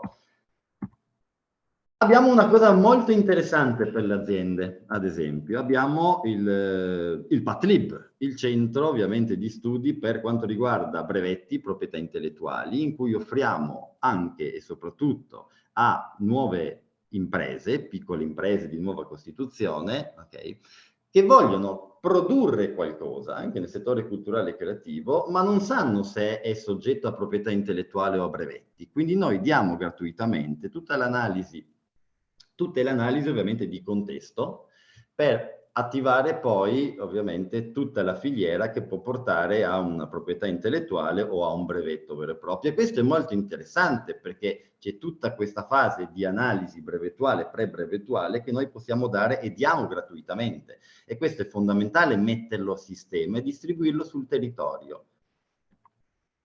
Seconda cosa, gestiamo il Digital Hub del Friuli Venezia Giulia. Abbiamo ricevuto questo finanziamento di Argo che più o meno sono dai 6 milioni all'anno, in questo senso qua. Abbiamo investito in 4 dimostratori, anche con gli amici di Friuli Innovazione che sono presenti e degli altri parchi tecnologici. Non facciamo tutto noi, è inclusivo. Area è ovviamente la progetta il sistema e lo coordina, ma a terra le attività lo mettono un insieme di parchi tecnologici, camere di commercio, Confindustria e singole aziende che partecipano. Abbiamo 4 nodi tematici distribuiti sul territorio regionale e come vedete c'è una contiguità col Veneto naturale. Okay? E ognuno di questi ha formato una ATS pubblico-privata e si è dedicata a dei verticali tecnologici. A questi verticali tecnologici dei nodi, quando parliamo di Internet of Things, Data Analytics and Artificial Intelligence o Data Optimization e Simulation, voi capite in maniera naturale che può essere applicato anche al settore delle culturali creative, soprattutto perché è un settore che ha avuto grossissimi problemi da parte della pandemia. Bisogna ripensarlo da remoto, bisogna ripensarlo digitalizzandolo. Non si può più pensare a un approccio tradizionale alle culturali creative. Benissimo, questo è uno dei verticali in cui che noi vorremmo estendere anche alla Regione Veneto e dare poi dei servizi anche alle piccole aziende del mondo diva, chiamiamolo così, se dovessero essere interessati a vedere dei casi d'uso. Ne abbiamo 130 di casi d'uso dati gratuitamente dalle aziende, non solo del Friuli Venezia Giulia, di cui almeno una trentina del settore culturale e creativo. E noi dobbiamo mettere a sistema. L'entrata è gratuita e il sistema Hub and Spoke accessibile anche da remoto. Andiamo avanti. Come vedete abbiamo 4 specializzazioni che vi dicevo prima. Dentro cosa ci sono? Attrezzature, casi d'uso, i nostri ricercatori, i nostri tecnologi che danno servizi gratuiti alle aziende e in più noi partoriamo anche delle call, diamo dei finanziamenti. Abbiamo appena finito una call da 400.000 euro in cui abbiamo finanziato 15 piccole aziende, tra cui 4 start-up, okay, che hanno visto i nostri casi d'uso e le tecnologie che abbiamo dentro questo sistema, però poi magari non hanno i soldi per comprare queste tecnologie, al che noi attiviamo delle piccole call, arriviamo a dare 30-40 mila euro a fondo perduto a ogni piccola azienda, specie startup, per acquistare queste tecnologie e metterle a terra, perché siamo interessati a fare il monitoraggio sugli impatti. Primo verticale su cui potremmo iniziare, continuare la nostra collaborazione. Qua vedete quello che vi dicevo prima, è gestito da ATS pubblico-private sotto la nostra regia di Area Science Park e sotto una macro regia strategica di MISE, Ministero Sviluppo Economico, Ministero Università e Ricerca, Regione Friuli Venezia Giulia. Il settore culturale e creativo deve entrare qui in pianta stabile e questo finanziamento dura fino a dicembre 2031, quindi avremo possibilità di estenderlo al Veneto. Abbiamo l'ITS, come vedete, abbiamo, diciamo, una porta di entrata. Qua vedete alcune immagini dei nostri dimostratori sparsi sul territorio con varie tecnologie. Ovviamente non riesco a farvi vedere quelle che vengono applicate poi nello specifico nel settore culturale e creativo, però vi invito a collegarvi e a vedere. Come vedete, fondamentale distribuirli sul territorio. Alcuni piccoli dati che vedete a livello di investimenti, di corsi di formazione, della parte ICT, eccetera, eccetera. Allora, e arriviamo ancora più nel verticale di quello che stiamo parlando. Abbiamo un asset che si chiama Lab for Tech, quindi generazione e sviluppo di impresa. Non basta più generazione di impresa, non basta la pre-incubazione e l'incubazione, ci vuole la post-incubazione. C'è bisogno di una linea che accompagni per più di 3 anni le nuove start-up nel mercato, sul mercato, se no sono troppo piccole, muoiono. E quando muore una startup muore l'imprenditore. Allora, che settori operiamo? Come vedete, operiamo nei settori di Argo di questo programma. Quindi ICT, trasformazione digitale, Life Science, utilizzando le piattaforme tecnologiche. Il nostro terzo verticale si chiama industrie culturali e creative. E qua c'è un punto di incontro naturale, ovviamente, con il progetto DIVA. Ma noi lo stiamo già gestendo, credo da 3 o 4 anni, ci sono i miei colleghi collegati che poi ci lavorano nel day by day. Come funziona? Abbiamo un finanziamento Porfes regionale, noi facciamo le istruttorie, le preistruttorie e valutiamo per conto della regione i progetti sulle culturali creative che ci arrivano e dopodiché l'insediamento vero e proprio viene messo a terra dagli incubatori regionali. Quarto settore, economia circolare. Economia circolare vuol dire tutto e nulla. Noi ovviamente abbiamo dei verticali, partendo dal Retroporto di Trieste, ma abbiamo sviluppato degli strumenti con i nostri giovani ricercatori, tra l'altro, su simbiosi industriale, su filiere corte di economia circolare, ok? E poi tutto il mondo, tutto l'universo quasi mondo delle smart city, smart mobility. Allora, le culturali creative che utilizziamo noi hanno questa metodologia che probabilmente già conoscerete perché è una metodologia che utilizzano molti programmi di incubazione e di accelerazione di impresa. Okay? Però declinatela un po' al settore culturale e creativo e avrete il follow-up del progetto. Allora, questa è l'accelerazione del programma di culturali creative. Noi intercettiamo i finanziamenti regionali, coordiniamo come ente dello Stato Ara Science Park, quindi poi facciamo la supervisione dell'attività degli incubatori, diamo ovviamente la parte technology assessment, la supervisione e il mentoring per gli start-upper. Gli incubatori, poi, che vedete questi 4 incubatori regionali, provvedono ai servizi standard dell'incubazione di impresa, quindi poi anche nelle analisi, l'accesso alle banche dati, al Bureau Van Dijk, conoscete meglio di me, insomma, gli strumenti necessari per l'incubazione. E dopodiché però li accompagniamo anche nella post-incubazione. E questo è un programma a lungo termine che noi, iniziato con un finanziamento regionale che ancora sta proseguendo, lo stiamo traslando a livello di sistema Argo in maniera da dargli non solo una vita decennale con risorse che già abbiamo, ma anche dobbiamo replicarlo, come vi dicevo prima, in altre 4 regioni italiane per creare poi dei nodi di entrata per cui se una piccola azienda del Veneto è interessata a capire i casi d'uso del nostro dimostratore che sta a Trieste, non debba venire fino a Trieste, possa entrare in un eventuale nodo di Venezia, di Padova e usufruire, vedere i casi d'uso e usufruire dei nostri servizi, compreso il technology assessment. Come vedete in questi anni abbiamo finanziato più o meno 60 start-up con un investimento di 4 milioni di euro. Cosa facciamo noi a proposito di post-incubazione? Ma non è noi come area, dovete capire il livello di sistema, non sono qua a promuovere Ara Science Park, sono qua a promuovere la necessità tutta europea, ma in particolare italiana, di fare sistema. Ma fare sistema non può essere un concetto da workshop, deve essere un progetto, in questo caso un metaprogetto. Cosa facciamo noi nella post-incubazione? Beh, siamo noi che finanziamo, non il Mise o Invitalia, ad esempio, la delegazione delle start-up italiane al Consumer Electronic Show di Las Vegas, che è l'over the top, ok? Per la tecnologia si fa ogni anno in gennaio e come vedete abbiamo il Made in Italy, The Art of Technology, abbiamo portato 50 realtà con esposizione ma anche incontro con gli investitori ovviamente ed è fondamentale dare questo tipo di supporto, ok? Se no nascono postume. Allora, il nostro programma di incubazione è questo a livello di sistema, adesso vorremmo replicare anche il settore culturale e creativo in altri 2 settori, che è la tecnologia digitale avanzata e il mondo dell'economia circolare, ma come avete capito le cose si intersecano.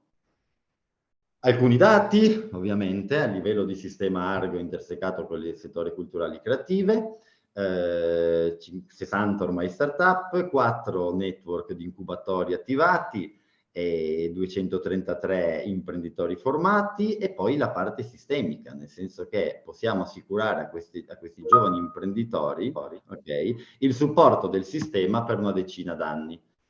Forse tralascerei questa parte che per noi si chiama simbiosi industriale economia circolare, ma non vorrei portar via troppo tempo, ovviamente, però abbiamo anche questa parte, abbiamo degli strumenti in cui, tra le altre cose, ripeto, sono dei giovani ricercatori che lo fanno per noi.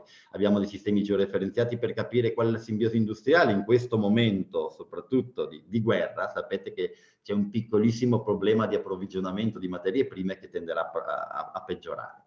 E quindi la simbiosi industriale per noi è uno degli strumenti. Poi abbiamo creato un one-stop shop nel retroporto di Trieste, che è la più grande zona franca, ovviamente doganale, ma anche fiscale, che abbiamo in Italia. Abbiamo ovviamente un programma grosso per il recupero della vetroresina dalle barche dismesse per iniziare questo, stiamo iniziando ovviamente il recupero, vuol dire filiere corte di economia circolare, e deve diventare e sta diventando un programma nazionale.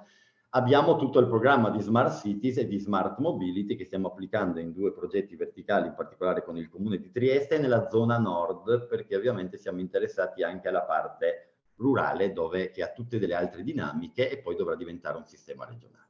Tutto questo si chiama sistema Argo, è inclusivo, e adesso ritorno da voi un attimino, scusate.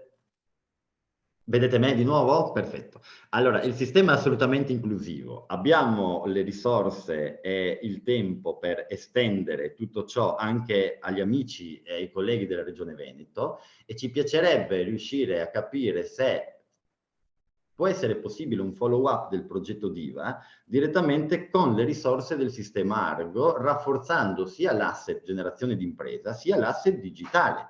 Noi siamo soci del Competence Center di Padova, cioè abbiamo già questo trade union tra le 2 regioni che sia per motivi storici che economici viene quasi in automatico. Allora, al di là di pensare a un follow-up di progetto sugli strumenti finanziari comunitari, la nostra proposta è: venite a conoscere il sistema Argo, perché c'è una possibilità operativa anche a breve periodo di estenderlo, ok? E di rinforzare tutte le cose positive che sono state fatte con DIVA, soprattutto anche la selezione delle start-up che avete fatto, che per noi è importantissima. Io chiudo qui per non portarvi via troppo tempo, restiamo ad assoluta disposizione dei partner di progetto e vi ringrazio tanto ovviamente per questa opportunità, per questa finestra che ci avete dato. Grazie, grazie mille.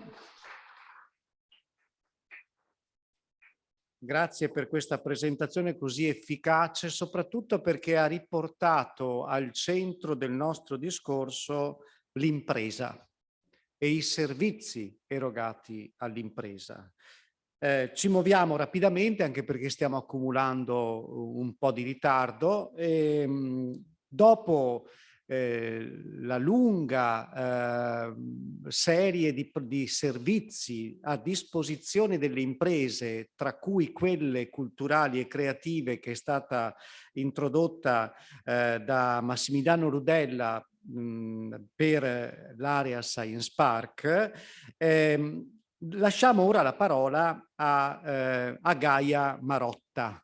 Gaia Marotta rappresenta la rete di ricerca e di innovazione delle regioni europee, è un network all'interno del quale un cluster si occupa esattamente di cultura e di creatività.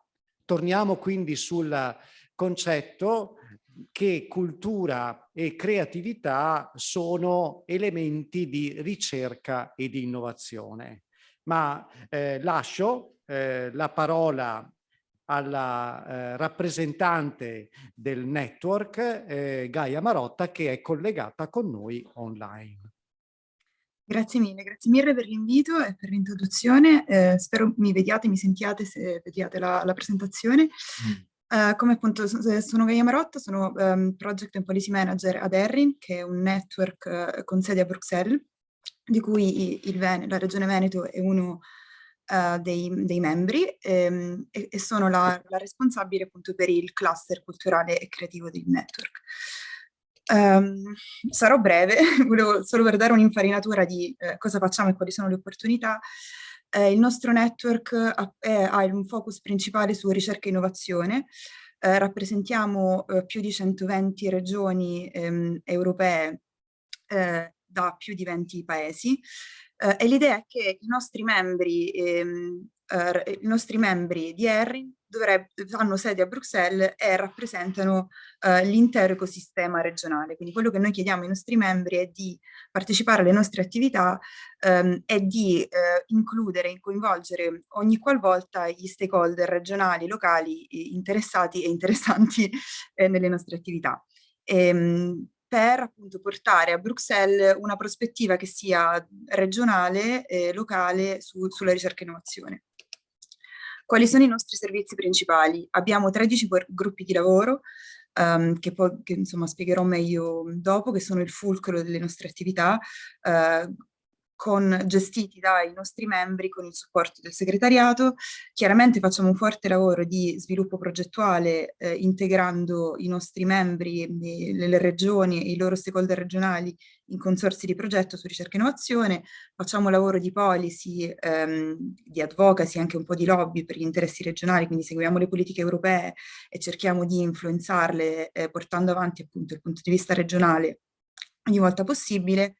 Cooperiamo con altri network europei e non internazionali, cerchiamo di appunto diffondere le informazioni per prima cosa ai nostri membri e poi fare in modo che anche loro diffondano le informazioni di Bruxelles europee ai loro stakeholder regionali e cerchiamo di dare visibilità alle eccellenze regionali e locali che abbiamo insomma, in Europa. Questi sono i nostri 13 gruppi di lavoro.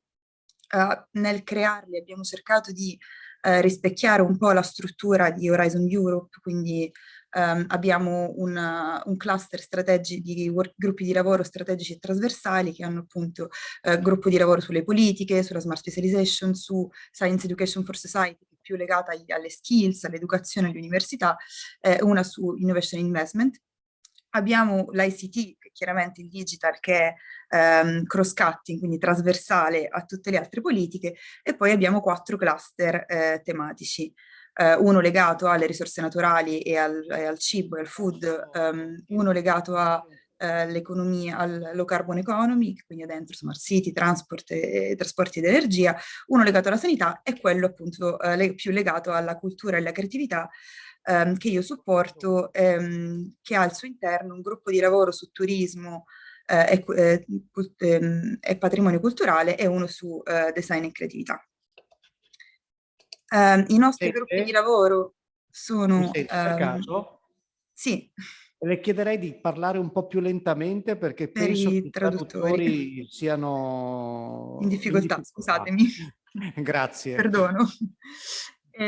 Sì, lavoriamo appunto con gruppi di lavoro che sono gestiti dai nostri membri, quindi ogni gruppo di lavoro è gestito da 3 o 5 membri che su base volontaria decidono appunto di portare avanti il lavoro del gruppo di lavoro e stabiliscono con il nostro supporto quali sono le tematiche ogni anno, stabiliscono delle priorità e organizzano gli eventi, tutte le attività, la gestione del portare avanti le proposte progettuali, eccetera. Quello che noi facciamo principalmente qui a Bruxelles è appunto organizzare eventi di vario tipo, quindi sessioni informative in cui invitiamo esponenti delle istituzioni europee per portare, insomma, per appunto dare informazioni, informare su quali sono le politiche europee, e cerchiamo sempre allo stesso modo di fare in modo che qualcuno dei rappresentanti dei nostri membri vengano per discutere con i rappresentanti delle istituzioni, ma anche per portare avanti i loro best practice, i loro casi regionali, quindi dare visibilità e prima della pandemia, insomma, era più facile, ma anche creare situazioni di networking in cui i vari stakeholder regionali, locali volavano qui a Bruxelles, potevano avere l'occasione di conoscere appunto stakeholder di regioni da tutta Europa e creare appunto collaborazioni, progetti. Ho messo in questa slide i temi che sono stati identificati quest'anno dai 2 gruppi di lavoro del cluster cultura e creatività, che sono appunto design e creatività e tourism and cultural heritage. Le priorità che sono state identificate quest'anno sono chiaramente Horizon Europe, il cluster di cultura, creatività e inclusive society, un po' trasversalmente ad entrambi i gruppi di lavoro, Europa Creativa, Erasmus+, sinergie con per esempio l'Expert Group, un Cultural Heritage per quanto riguarda il turismo, e poi chiaramente quest'anno il tema principale di interesse, che era la novità di quest'anno, era la New European Bauhaus, che ci ha occupato molto, ci ha interessato molto, è stato molto interessante. Abbiamo creato una task force interna alla nostra rete, sempre gestita da membri, che ha sviluppato e portato avanti un dialogo con il JRC per l'ERIN è partner della New European Bauhaus Initiative. E quindi sì, questi sono i temi che sono stati identificati per quest'anno, chiaramente esplorare i fondi europei per eventuali progettazioni, eccetera. Ho voluto dare una brevissima, diciamo, pillole su quali sono i nostri 3 progetti in ambito di cultura e creatività.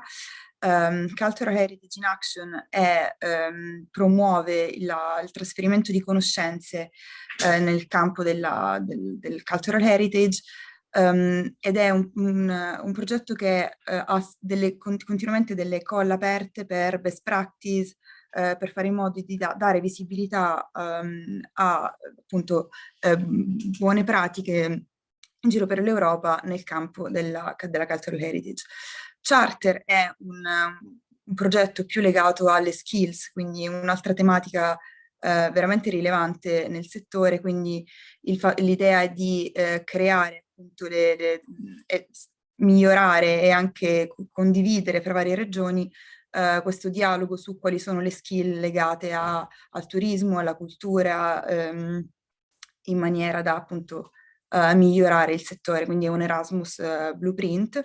E poi c'è Biculture, che è un progetto legato al turismo culturale e creativo, che ha come idea di partire da quelle mete turistiche che sono meno sfruttate per varie ragioni, perché sono in luoghi rurali, inaccessibili, depopolati, con un patrimonio insomma, anche architettonico post-industriale, insomma, che non sono i soliti noti, diciamo, come mete turistiche. Partire da loro e ragionare su come rilanciare il turismo, un turismo che sia però circolare, che sia basato sul human-centered, quindi basato sull'uomo, che sia in quanto visitatore ma anche cittadino, quindi dialogare con appunto la popolazione, cittadini di questi luoghi, capire anche partendo dal basso quali sono le potenzialità di ogni luogo e come valorizzarle. E tra l'altro il Veneto con le colline del Prosecco è uno dei 16 mirror ecosystem, che sono questi altri, noi abbiamo 6 zone pilote più questi 16 mirror ecosystem che collaborano in un rapporto di peer learning fra di loro, un caso molto interessante, molto bello che abbiamo presentato durante degli eventi, e sono tutti e 3 progetti in cui chiaramente siamo sempre alla ricerca di accogliamo con piacere nuovi stakeholder interessati per dialogare e da includere. Ultimissimo punto, You Design Days. sono un evento che Erin organizza ogni anno, appunto legato al design e alla creatività. Quest'anno avrà luogo qui a Bruxelles il 10 giugno nell'ambito del New European Bauhaus Fest. Quindi sarà un side event della New European Bauhaus Fest. E siete tutti invitati a partecipare, ad iscrivervi. Quest'anno appunto il topic sarà legato alla Green Transition e come il design può contribuire, il design e la creatività possono contribuire a cambiare il mondo e a pensare un mondo più sostenibile, più bello e più funzionale. E sì, trovate il sito per iscrivervi e siete tutti benvenuti a Bruxelles. E con questo io chiudo. Esatto, il mio iPhone si stava ribellando, con questa io chiudo. Grazie mille ancora per l'invito e sì, buona continuazione. Grazie, grazie mille, grazie per il suo intervento. Particolarmente interessante quando lei non soltanto ci ha messo a conoscenza dell'attività che svolgete, ma all'interno delle priorità strategiche due temi: patrimonio culturale, climate change e twin transition. Ho letto che è un tema quanto mai attuale e interessante, come anche la declinazione della strategia europea del Bauhaus collegata con la Blue Growth, se ho capito bene, con la crescita blu. Quindi tematiche interessanti e sicuramente da esplorare insieme. Ci risentiremo e anche grazie per quell'invito alla giornata del design che terremo sicuramente in considerazione. Grazie, proseguiamo, siamo sempre un po' in ritardo, cerchiamo di accelerare e passiamo invece a Marcos Nogueira, che è il rappresentante dell'iniziativa regionale europea per le imprese culturali e creative. Lascio a lui la parola. Grazie mille per questa sua disponibilità per intervenire. Grazie.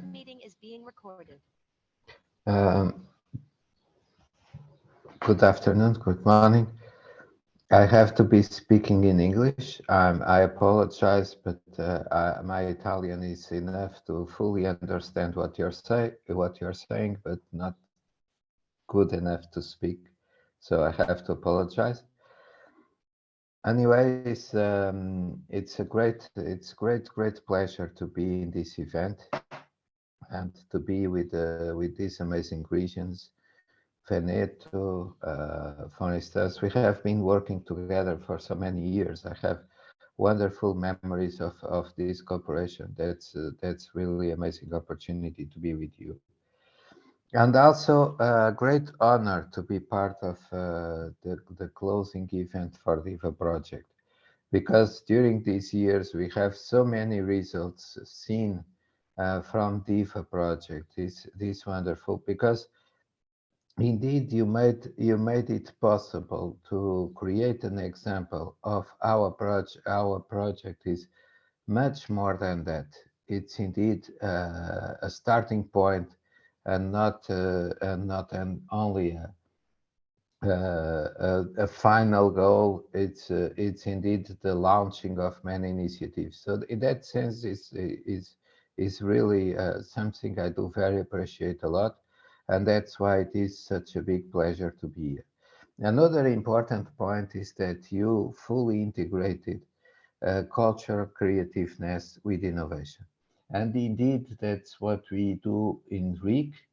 So this is regional initiative for culture and creativeness, but RIC could also be regions for innovation, culture and creativeness. And there is no innovation without culture. There is no culture without creativeness. There is about expression, artistic expression. And there is no innovation without entrepreneurship, which is also about expression. So finally, what we are talking here is about freedom. Freedom to innovate, freedom to express, freedom to create, and freedom to enjoy culture. And I'm talking about these high values at European level, because RIC is an European network, informal network of regions in all over Europe that tend to be also represented in Brussels. Not necessarily, so our ambition is to have all regions and to be really the pillar, the political pillar in Brussels to develop better policies for creativeness, for culture, for artistic expression, for expression-driven business, and indeed to build these cultural and creativeness clusters all over Europe, and to do it under cooperation. That's an important goal because indeed we need to have more funding and to have better instruments at European level to support these regional clusters. And this is why we do RIC. That's an initiative that is, as I said, open to all regions in order to participate and co-create policies that are indeed able to advocate the regional cooperation into these three topics. So to do better with European programs, as you have done so well with the DIVA, to work better in coordinating the smart specialization strategies, because it's very important that we get from this coordination and this synchronization the possibility to work in common programs across regions, not only cross-border, but all over Europe, interregional cooperation. And that's indeed very important to develop better policies at the regional level that do better use of the European dimension. So this is a political network in Brussels. That's an opportunity for the European Commission, the European institutions, notably the Parliament and the European Committee of Regions, to have a voice to debate with about culture and creativeness. Beyond the projects, before the projects, we need to have this dialogue with institutions to make sure that we fully align our policies with the European goals, and also to make sure that those European goals fully include what are the priorities from our regions, the priorities from our cities on the regional transformation in terms of culture, creativeness, artistic practice, and naturally freedom of expression. In that sense, it's a very important network in the sense that it's populated with regions from all over Europe. It's under expansion, so that's a network that is getting bigger. I have to thank our Italian colleagues for starting this network long ago, and indeed to have such a important presence on board of the network. This network has an agenda, and that agenda is, of course, that's what sustains the dialogue that we have with the institutions, for instance, the Committee of Regions, as I said, but also more concretely the DGs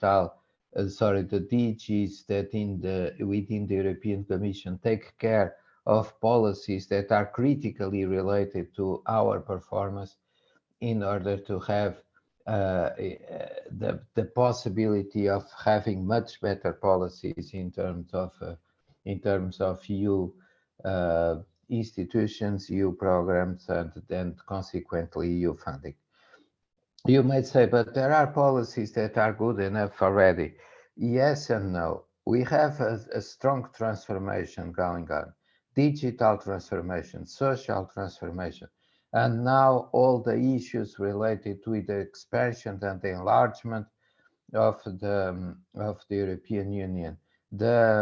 We have the cultural transformation related to the need of creating a dialogue that fully respects the differences and the specificity of all the regions in terms of cultural, artistic, and creativeness and expression as a whole. So in that sense, there is a lot to do, and it is indispensable. It would be amiss not having in Brussels a network, a body that is open to all the European regions to participate and to be part of this process of dialogue and interaction and co-creation with European institutions. Why are we the best interlocutors to do it? Because RIC is not doing projects. Of course, we are supporting the cooperation between our regions to do amazing projects. That's true. Myself, I'm coordinating a huge H2020 project for smart communities in which culture is one of the aspects, but the objective of RIC is to ensure, achieve, and succeed the political coordination, the political synchronization of all the regions in terms of the policies that are related to culture and creativeness. This is extremely important because before the funding, we have to have the policies. Before the cooperation, we have to have the framework. And before it reaches the citizens, we have to make in common, to execute it, to develop this united dream of a common Europe also for these aspects. And there is a lot to do when it comes to synchronization. We may think about all the aspects, and I'm very thankful to the presentation that Gaia did, Gaia Marotta. As always, it was brilliant, and Erin is companion of RIC in many projects, and we are usually totally fan of the activities within Erin, and that's indeed part of these aspects are common, because Erin tends to execute and implement policies that we tend to bring to the Commission before when we do a little bit of lobbying and advocacy towards the European institutions for the good of culture and creativeness policies at the regional level. And the funny thing is that the first time we debated in public debate the need of getting inspiration from Bauhaus was in October 2019, when we were talking about smart tomorrow, to have a smarter tomorrow. That was done during the European Week of Regions and Cities, in the building of the European Committee of Regions, together with the European Commission. And 1 year later, it was on the speech of Mrs. von der Leyen as the new European Bauhaus Initiative. This is political influence, and that's what we need to do in Brussels in order to have the regions to play a bigger critical role indeed in enhancing the governance in Europe. We have other aspects that are critically important for our regions and that are totally political. How to adapt the geographic indication for art, crafts, cultural goods, a vital aspect that is still on the political agenda. How to develop better interaction between culture and creative tourism so we can get better tourism, safer tourism, and less eroding tourism in our regions, but at the same time to converge to advanced business models in order to preserve cultural heritage, because indeed the way to develop, the way to maintain the heritage is to make it be used by citizens. And also we have the amazing and profound challenges of digital transformation. If we fail the digital transformation, there is no creativeness. It will be eroded, it will be erased. So that's vitally important to our regions to work together. We are stronger together. That's our motto in Europe, and that's also we do within RIC.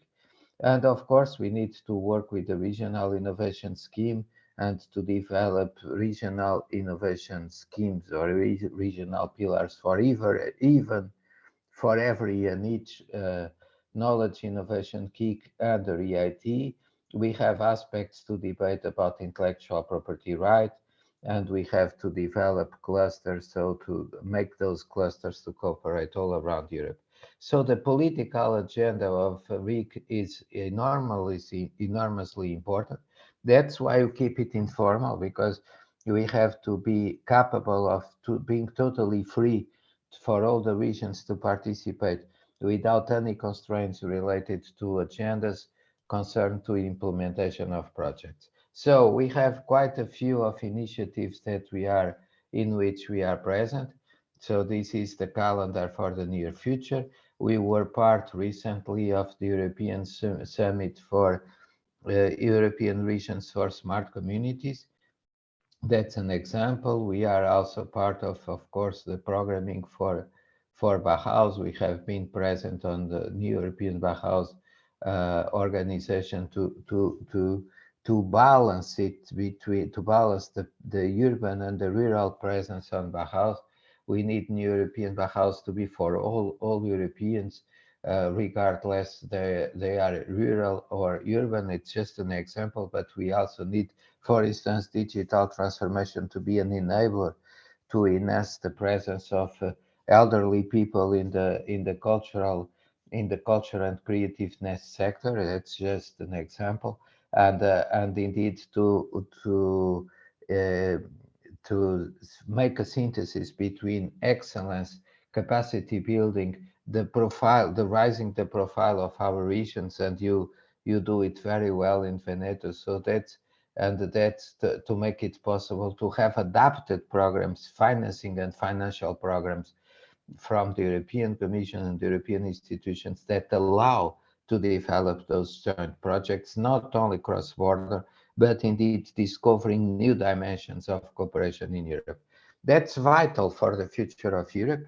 If we fail freedom to cooperate, if we fail developing a sort of free market for cooperation between regions, and we are trying to have an open free market for entrepreneurship and business, but we also do have to do it on the creative sector, on the regions cooperation, and indeed to bring all the creativeness of the Europeans to work together for the good of Europe. That realization is to be done. We have a lot of innovation projects, but we are lacking dramatically co-investment projects in all sectors, namely media and creativeness sector.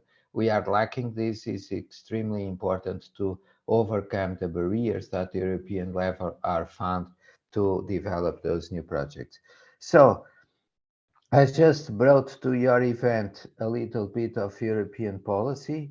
That's what we do in Brussels. It's absolutely important to help, to sustain, to assist the European governance to do it better with European institutions. It can't be done well without the voice of the regions, and the voice of the regions for the sectors of artistic practice, innovation in the sense of digital transformation for creativeness in culture is related to WIC. So that's why we are present, and that's why essentially we are open to all regions, to all European regions to participate.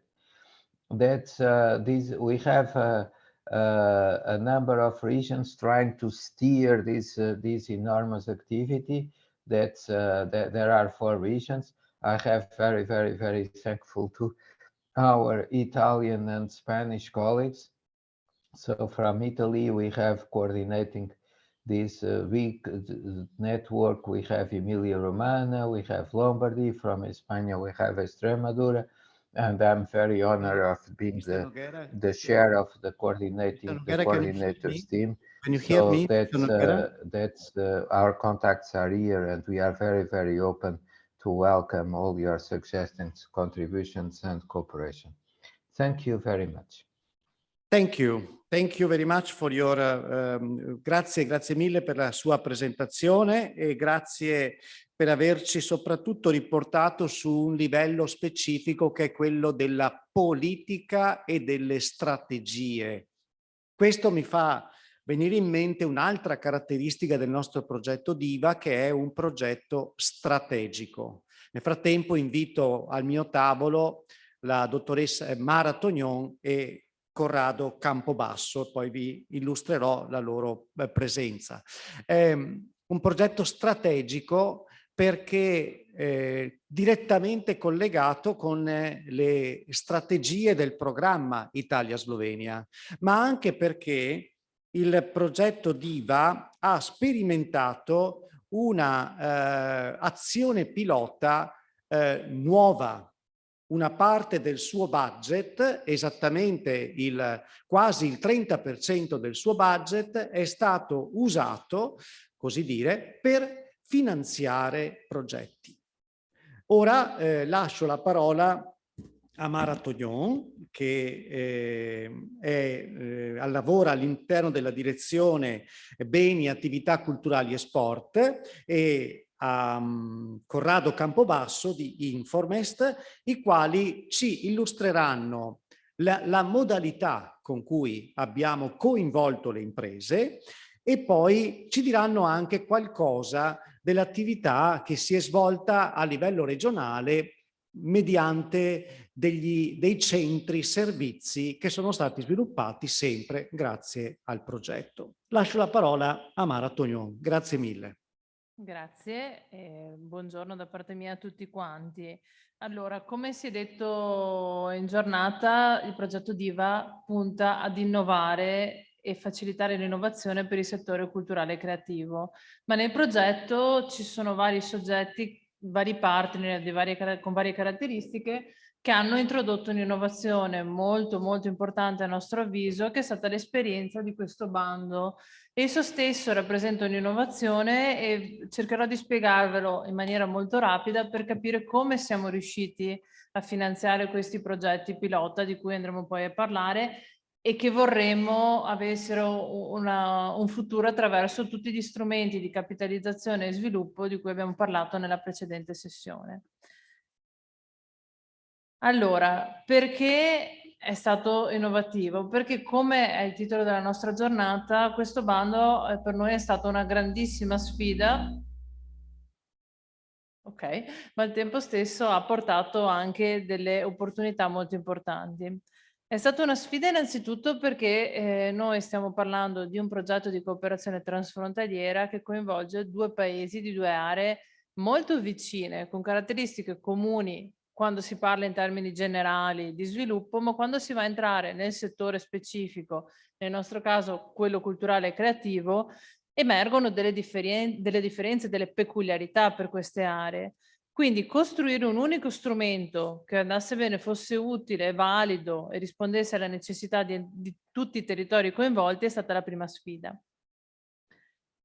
È stata una sfida anche perché il settore culturale e creativo, come avremo modo di capire tra poco vedendo i progetti pilota finanziati, è un settore che spazia molto. Parliamo di attività che possono riguardare dall'audiovisivo alla conservazione del patrimonio storico-archeologico, possiamo parlare delle arti performative, così come di luoghi espositivi e di conoscenza, tipo, come ad esempio i musei. Quindi i settori coinvolti già di per sé avevano delle caratteristiche ben differenti l'uno dall'altro. Però questa sfida ci poteva portare a creare delle opportunità molto interessanti, come poi si è visto. Intanto dare un supporto concreto al territorio, quindi non solo ragionare in termini di analisi, ma anche lavorare in termini di sperimentazione, messa in pratica, finanziamento e supporto di iniziative concrete dal punto di vista economico nel settore. Ci ha permesso ovviamente di testare un modello di cooperazione che è stato sviluppato, abbiamo visto nell'ambito del progetto. La prima fase era analisi e poi modellizzazione di un sistema di collaborazione tra il settore culturale e creativo e tutto il resto dell'economia. E ci ha permesso e ci permetterà ancora di comparare i risultati tra queste aree diverse, ma anche all'interno di diversi settori. Ad esempio, progetti che hanno coinvolto musei italiani e musei sloveni potranno permetterci di evidenziare le differenze di uno stesso settore tra aree o di una stessa area tra settori. Quindi la possibilità di sviluppare anche l'analisi è molto ampia. Oh, non va? Oh, ok, scusate. Sono andata avanti? No, sono giusta. Allora, per gestire questa unica call abbiamo dovuto mettere in piedi una struttura abbastanza complessa che trova il suo fulcro nel comitato di valutazione, ovvero un comitato che vedeva partecipare tutti i partner del progetto, quindi come ha detto giustamente Roberto all'inizio della presentazione, soggetti molto diversi, enti pubblici, enti di ricerca, camere di commercio, quindi che di per sé già da soli portavano degli interessi differenziali.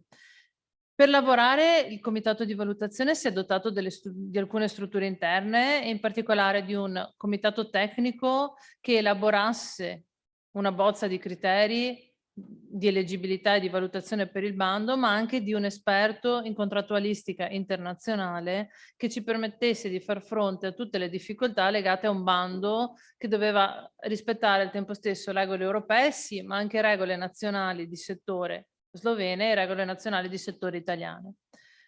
Sono stati fatti degli eventi, più eventi promozionali, sia a livello di programma sia a livello locale, per far conoscere questa opportunità, perché spesso le cose ci sono, ma non si riesce a conoscerle, i destinatari non hanno i mezzi per conoscerle, quindi si è lavorato molto sul coinvolgimento dei potenziali beneficiari. E poi è stato messo insieme un sistema di supporto vero e proprio che è quello delle Diva Hub, cioè di hub territoriali che supportassero in primis la promozione e poi la gestione di questi progetti pilota attraverso un pacchetto di servizi che ci verranno presentati in seguito.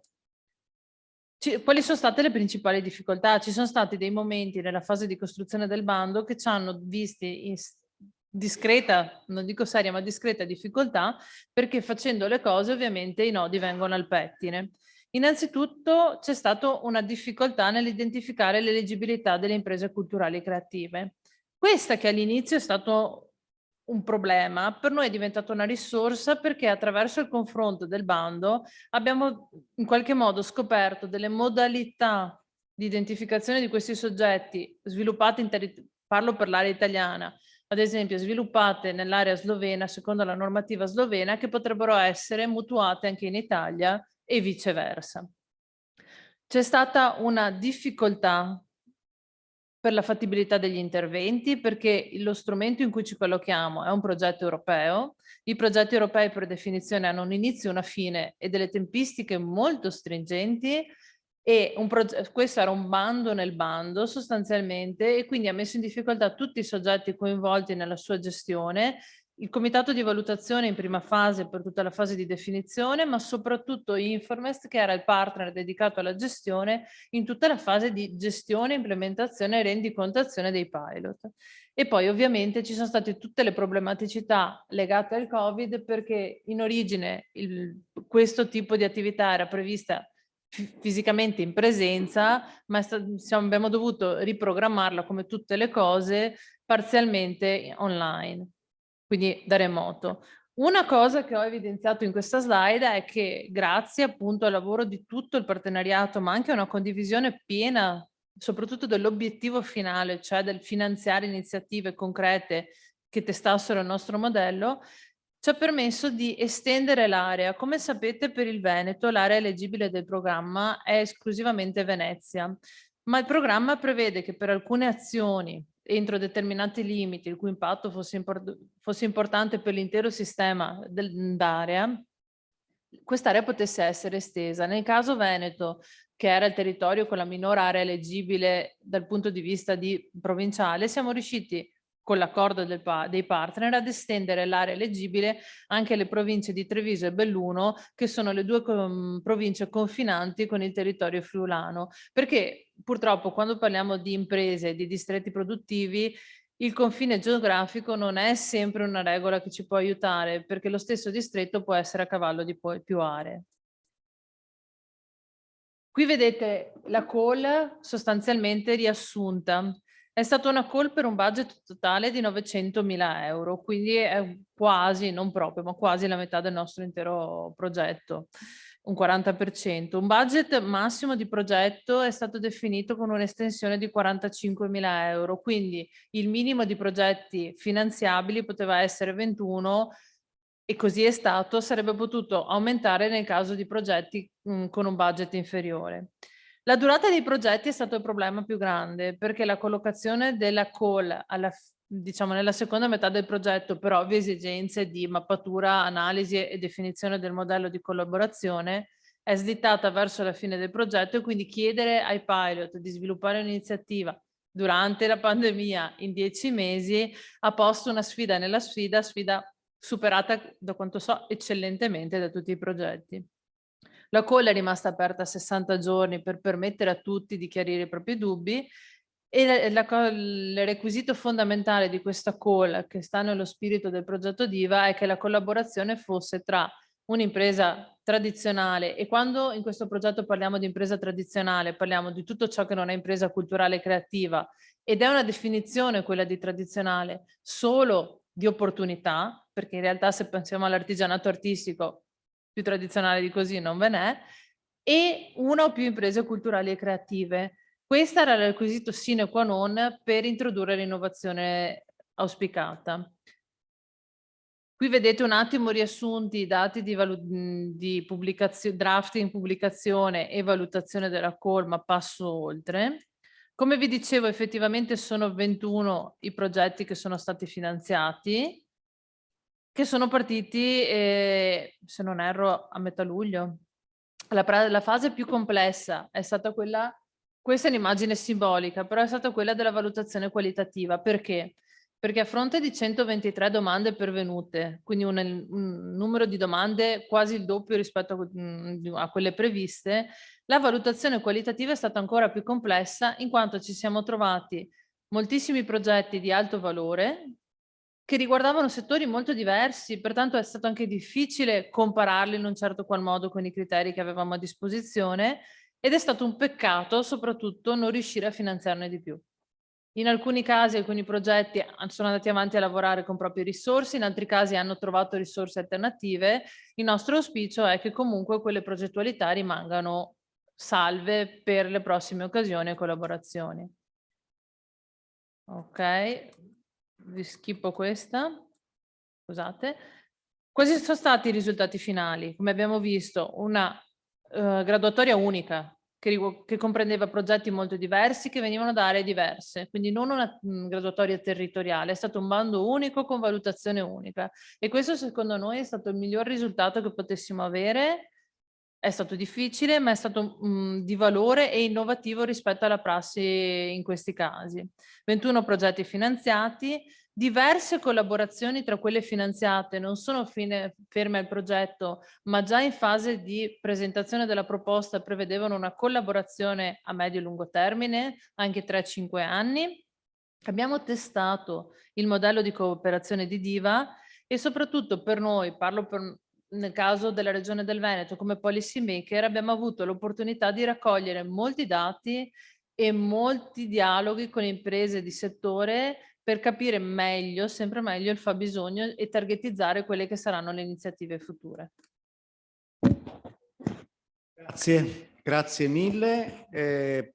Lascio la parola a Corrado Campobasso. Volevo soltanto dire grazie Mara, perché sintetizzare, io non mi ricordo neanche più quanti incontri abbiamo fatto, ma tanti, sintetizzare il percorso che abbiamo fatto in qualche minuto è un'impresa. Ecco, volevo soltanto dire che il lancio del bando, le procedure di selezione sono state un'attività alquanto impegnativa, proprio perché era un'attività innovativa all'interno di un progetto. Ringrazio anche Informest perché è stato l'arbitro, coloro che hanno tutto il pallino in mano anche nella fase di implementazione, e Corrado è uno di questi, quindi lascio la parola a lui.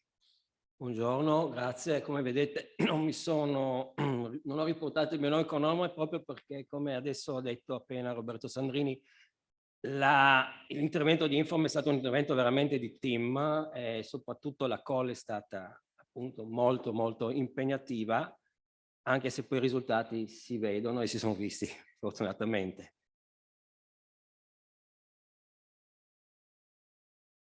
Allora, velocemente, questi sono concetti che sono stati già ripresi, sono stati formati 3 hub, uno per area di progetto.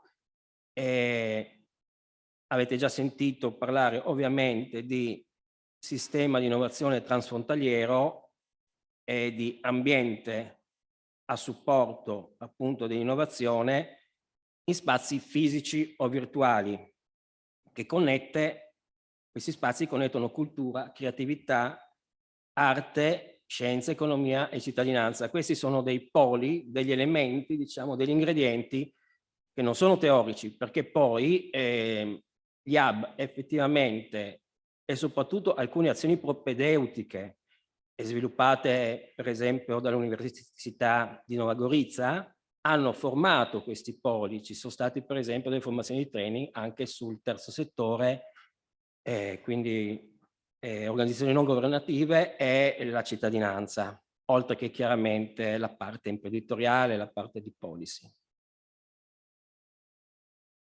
Quindi gli hub sono spazi per l'innovazione creativa che hanno messo assieme soprattutto attività creative e imprenditoriali. La creatività è espressa appunto da diversi attori. Lo spazio mette questi spazi innovativi con il contributo dei settori culturali e creativi adottano un modello che è il modello di cooperazione di DIVA che si esplicita poi nella cooperazione sul progetto e utilizzano due metodi principali per sviluppare quella che si chiama l'innovazione incrociata, la cross innovation. Il creative thinking e poi anche l'art thinking, che sono diciamo i due brand che sono stati testati durante lo sviluppo dei progetti. Ecco, quindi non parliamo solamente di spazi, parliamo di spazi sia fisici che virtuali, ma soprattutto ricordiamoci, questa è la differenza rispetto, secondo me, credo ad altri approcci, è quello che fa anche un po' la differenza di DIVA. Abbiamo sentito parlare negli altri interventi della dimensione politica, della dimensione materiale, pensiamo all'intervento di Ares Spark, ma la quintessenzialità forse della creatività è la sua dimensione socio-materiale. La dimensione culturale e sociale è fondamentale e questo si crea grazie a, come dire, degli apporti metodologici e di formazione che portino a quella che si chiama in italiano, in latino, la forma mentis, un cambiamento di mindset da parte del creativo e dell'imprenditore che incrociano competenze, skills, che incrociano anche sensibilità. Quindi sono collaborazioni da questo punto di vista speciali, uniche, che attraverso poi una rete di opportunità hanno portato allo sviluppo e alla progettazione e allo sviluppo di prodotti e servizi innovativi. Questa è una cosa che ha già ripreso Marathonion. La diversa natura degli hub, sia fisica che virtuale, è stato un plus, in quanto il test e la validazione del modello di cooperazione di DIVA è stata sviluppata in contesti operativi diversi, anche se è stato utilizzato un insieme omogeneo di attività e di strumenti, la cosiddetta toolbox, c'è proprio un toolbox del modello del progetto DIVA che è stato messo a disposizione, come ricordava prima Marathonion, degli hub e che gli hub hanno applicato proprio per fare assistenza e supporto e coaching ai team di progetto e quindi agli interventi che si sono basati sull'arte e la creatività. Questi sono i tre principali attori.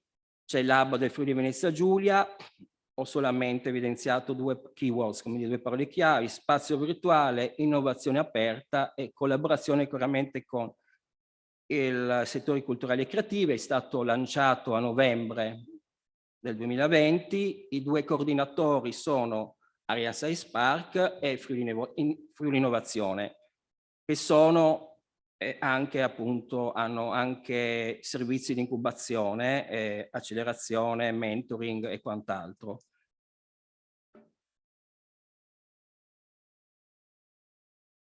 Scusate, devo tornare indietro di una. Adesso andiamo, adesso è un giochino che sta diventando. Non so dove puntarlo. Eccolo, facciamo piano.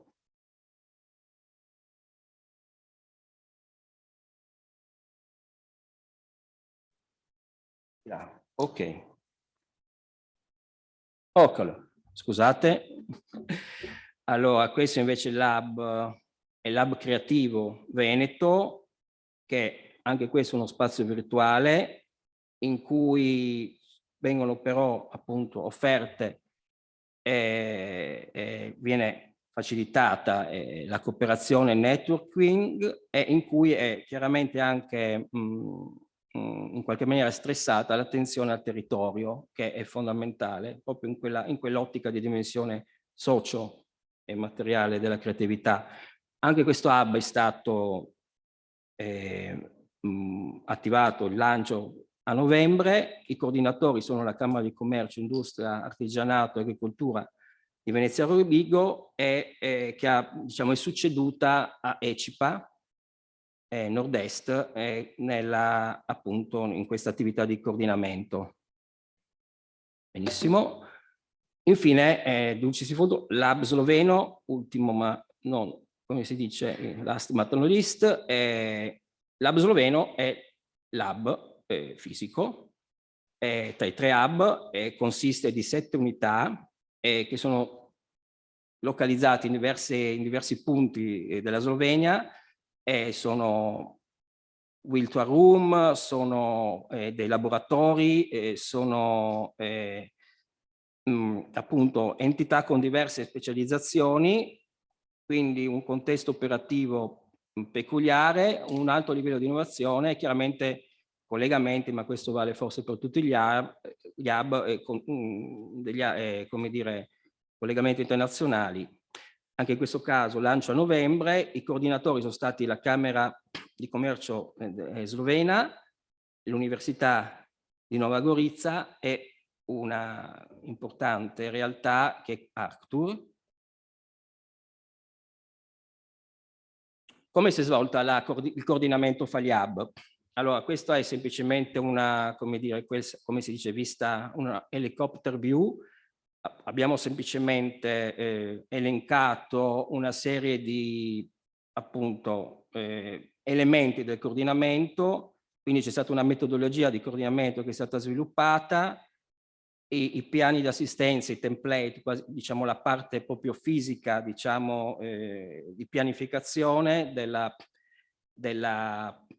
dell'assistenza, del supporto, attività che sono state non solamente locali, ma sono state anche transfrontaliere, cross border, supporto al networking, agli eventi di networking tra i progetti pilota. Si è anche pensato a corsi e workshop corsi di formazione e workshop e poi alla fine anche una organizzazione di un evento di speed date che brevemente adesso riporterò molto velocemente. Queste sono alcune delle attività che si sono, diciamo, esplicitate nei 10 mesi in cui i progetti si sono sviluppati. Incontri di coordinamento anche mensili in un periodo particolare, cioè anche settimanali, supporto, monitoraggio, supporto alla comunicazione e quindi tutti i vari elementi in cui si esplicita la comunicazione, dai logo, dagli slogan, da materiali che adesso andremo a vedere. Momenti di pitching e di kick-off degli hub in presenza in cui sono stati appunto presentati i progetti. Alla fine i numeri velocemente, più di 130 meeting tra collettivi, individuali, su topic differenti, su argomenti differenti, dall'art thinking al design thinking, trasformazione, transizione digitale, proposta di valore dei progetti nei confronti del mercato e degli utenti, modellizzazione, strategie di comunicazione. Un modello di networking, cioè un evento di networking molto interessante che ha visto l'applicazione della metodologia di speed date, business speed date, cioè sono incontri molto veloci in cui i diversi team di progetto hanno incontrato gli altri team e vedendo se si potevano creare delle nuove potenziali partner o addirittura se gli altri progetti potevano diventare, le altre realtà potevano diventare clienti. E ci sono stati poi anche altri momenti di cooperazione, uno che non ho riportato ma è anche importante. Ci sono state 2 field visit a 2 hub, un hub turco a Tolje con sede ad Istanbul e un altro hub con sede in Austria, Linz, che è Ars Electronica Future Lab. E infine ci sono stati anche dei collegamenti con alcuni progetti, sempre di Interreg, Adrian, per esempio Creature. Grazie. Grazie mille a Mara e a Corrado che hanno riassunto. Tra l'altro gli hub esprimono la ricchezza della cooperazione territoriale, che non significa fare tutti le stesse cose, ma valorizzare le differenze. Hub diversi perché corrispondono ad esigenze e situazioni diverse. Passiamo ora invece ad un aspetto specifico dell'attività di monitoraggio e di chiusura di questi progetti pilota. 21 progetti pilota che rappresentano diverse situazioni, ma noi ne abbiamo individuati 3 che rappresentano per certi aspetti delle situazioni che ci piace valorizzare. Posso dire così perché a mio parere non possiamo dire che uno è stato più bravo dell'altro. Possiamo dire Cinzia Bertino rappresenta Informest, possiamo dire che sono esempi da seguire. Ma lascio a lei la parola. Sì, io avrei dovuto aggiungere qualcosa, ma devo dire che il bando è stato perfettamente descritto da Mara e Iab da Corrado. Posso solo aggiungere che anche per Infomest è stata la prima esperienza di gestione bando. Per la prima volta ci siamo trovati dall'altra parte, quindi a ricevere le domande e ora a ricevere i rendiconti. Sono stati tutti molto bravi perché in pochissimo tempo hanno sviluppato i progetti e hanno raggiunto tutti i risultati e hanno presentato i rendiconti. Ora direi che possiamo direttamente passare la parola a queste buone pratiche che sono state individuate, una per ogni area, giusto per darvi un'idea di cosa è stato in concreto quello che è avvenuto sui vari territori e come hanno lavorato insieme. Quindi iniziamo dal progetto Molino Tuzzi dal 1895, il cui team è rappresentato da Molino Tuzzi e dalla Cappella Underground. Ci dovrebbe essere online Diego Cenetiempo. Buongiorno a tutti. Spiegherà direttamente qual è stata il tipo di attività che ha svolto insieme a Molino Tuzzi, che è un mulino che svolge attività di macinazione conto terzi, garantendo supporto a centinaia di piccoli coltivatori italiani e sloveni e permette a queste famiglie di autoprodurre le proprie farine, rendendo l'eccellenza alimentare accessibile a tutti. La Cappella Underground ha fatto un intervento di comunicazione molto importante per il patto della farina. Se mi confermate che è online, Diego. Buongiorno, mi sentite? Sì. Forte e chiaro. Molto bene. Posso cominciare? Prego, vada pure e grazie per la sua partecipazione. È un piacere. Sono io che ringrazio il progetto DIVA, è stata veramente un'occasione importante e confermo quanto ho detto finora perché ha veramente permesso di avvicinare un'impresa culturale e creativa come quello che rappresento io, parlo della Cappella Underground, con un'attività commerciale, con una piccola e media impresa del territorio, fortemente radicata nel nostro territorio, come quella del Molino Tuzzi. Cappella Underground e Molino Tuzzi sono 2 realtà apparentemente molto slegate tra di loro, nel senso che la Cappella Underground è il più antico cineclub italiano, nasce nel 1969 con l'idea di promuovere attività cinematografiche, audiovisive, ma di comunicazione a tutto tondo, anche artistica. In questo momento possiede un cinema, gestisce un cinema, una mediateca e un grosso festival di cinema, il Festival della Fantascienza. Molino Tuzzi invece è una realtà, appunto, come dice anche il titolo stesso, radicata nel territorio da tantissimo tempo, ancora di più della Cappella Underground, nel senso che vede la sua nascita e la sua costruzione nel 1895 e da, se non sbaglio, 5 generazioni appunto di proprietà e controllata dalla famiglia Tuzzi.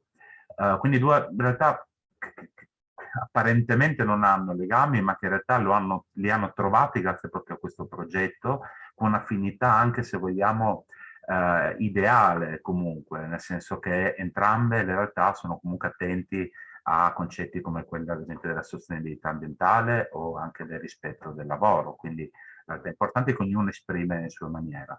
La Capitale Margana ha quindi costruito un vero e proprio piano di comunicazione aziendale, se vogliamo, intorno al Molino Tuzzi, ma soprattutto anche a quella che è la modalità poi di marketing, se vogliamo, del Molino Tuzzi, che è appunto questo citato patto della farina, che è un vero e proprio patto di filiera che si radica fortemente appunto nel territorio del Friuli Giulia, ma si affaccia anche ovviamente alla Slovenia. Infatti, apro una parentesi, tutti i materiali prodotti sono stati anche tradotti in lingua slovena, anche in inglese, ma soprattutto in lingua slovena proprio per questo motivo. Il patto della farina cos'è? È sostanzialmente un patto, appunto, in realtà un patto d'onore, non c'è nulla di scritto, tra agricoltori, trasformatori e consumatori, che hanno iniziato appunto un percorso di condivisione in cui sono condivisi costi e rischi delle materie dall'inizio, quindi dal grano, dalla semina, se vogliamo, di quella che poi diventerà farina, fino alla trasformazione e quindi all'acquisto.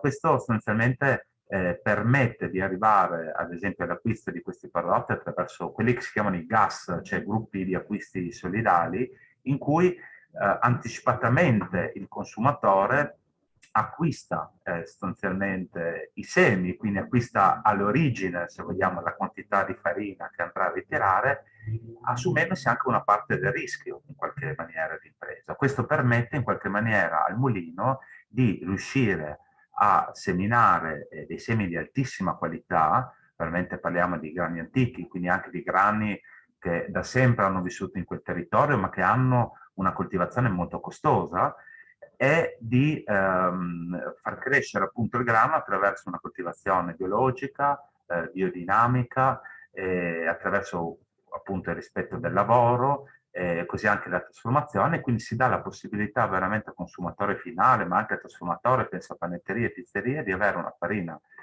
di altissima qualità che avrebbe un costo elevatissimo, ma invece ha come dire, costi più bassi. Quindi cosa abbiamo pensato di fare? Abbiamo pensato di costruire un contenitore che appunto, essendo questo patto della farina un patto appunto di persone, un patto sulla stretta di mano, un contenitore che cristallizzasse questa realtà che per sua caratteristica è composita, è variabile, liquida, si muove. Abbiamo costruito quindi un sito, abbiamo costruito una mappa interattiva e all'interno di questa mappa uno si muove all'interno di questa mappa che apre alle varie realtà, apre dei pop-up con vari video, quindi quei video sostanzialmente delle varie realtà con una piccola descrizione e in più anche un vero e proprio film, cioè un vero e proprio mini documentario di circa 25 minuti che è contenuto ovviamente all'interno del sito, ha una sua versione breve di 3 minuti e mezzo, ma che potrà avere anche una sua vita autonoma. Cioè una sua vita autonoma, parlo proprio di festival, che ne so, di trasmissioni televisive o addirittura e soprattutto di comunicazione che stesso Mulino, che stesso Enrico Tuzzi porterà in giro per spiegare questo suo concetto di patto della farina. Questo è un po' il succo. Non so se poi c'è la possibilità di vedere il promo che mi avevamo inviato, ma... No, siamo molto stretti con i tempi, mi Va dica bene. la regia, però potremmo condividere il link, insomma, e promuoverlo sui canali Diva, sicuramente metteremo l'accesso al video. Perfetto. Ringrazio Diego. Grazie io a voi. È molto chiaro nella sua spiegazione, vi faccio ancora i complimenti perché so che per molti progetti anche era la prima esperienza di bandi europei, quindi effettivamente abbiamo visto questa difficoltà che insieme abbiamo superato. Esatto, e io ringrazio voi del supporto continuo perché nei momenti di difficoltà, devo dire, avete sempre risposto alle domande, a volte anche strane, che abbiamo posto e quindi grazie alla collaborazione. Davvero. Grazie a voi. Ora passiamo al progetto un progetto sviluppato in Veneto che è Habitat per Art. Correggetemi se dopo, perché non sapevo come interpretare questa X. Il team Veneto è composto da Mab Home, che è un'impresa di produzione e commercializzazione di mobili, insieme a Fondazione Zavrel, che è promotrice dell'illustrazione per l'infanzia. Lo presentano Andrea Santini, Roberto De Remigio, ok, tutti insieme, Roberto De Remigio e Roberto Butignoli.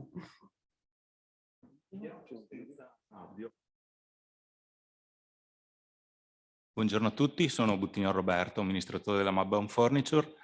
La Mab dal 1962 produce mobili per l'arredamento e l'adesione al progetto NIVA è nato da un'esigenza che era quella di presentare una linea di prodotto nuova che sta per uscire in un modo diverso dal solito e anche innovativo per il settore di appartenenza.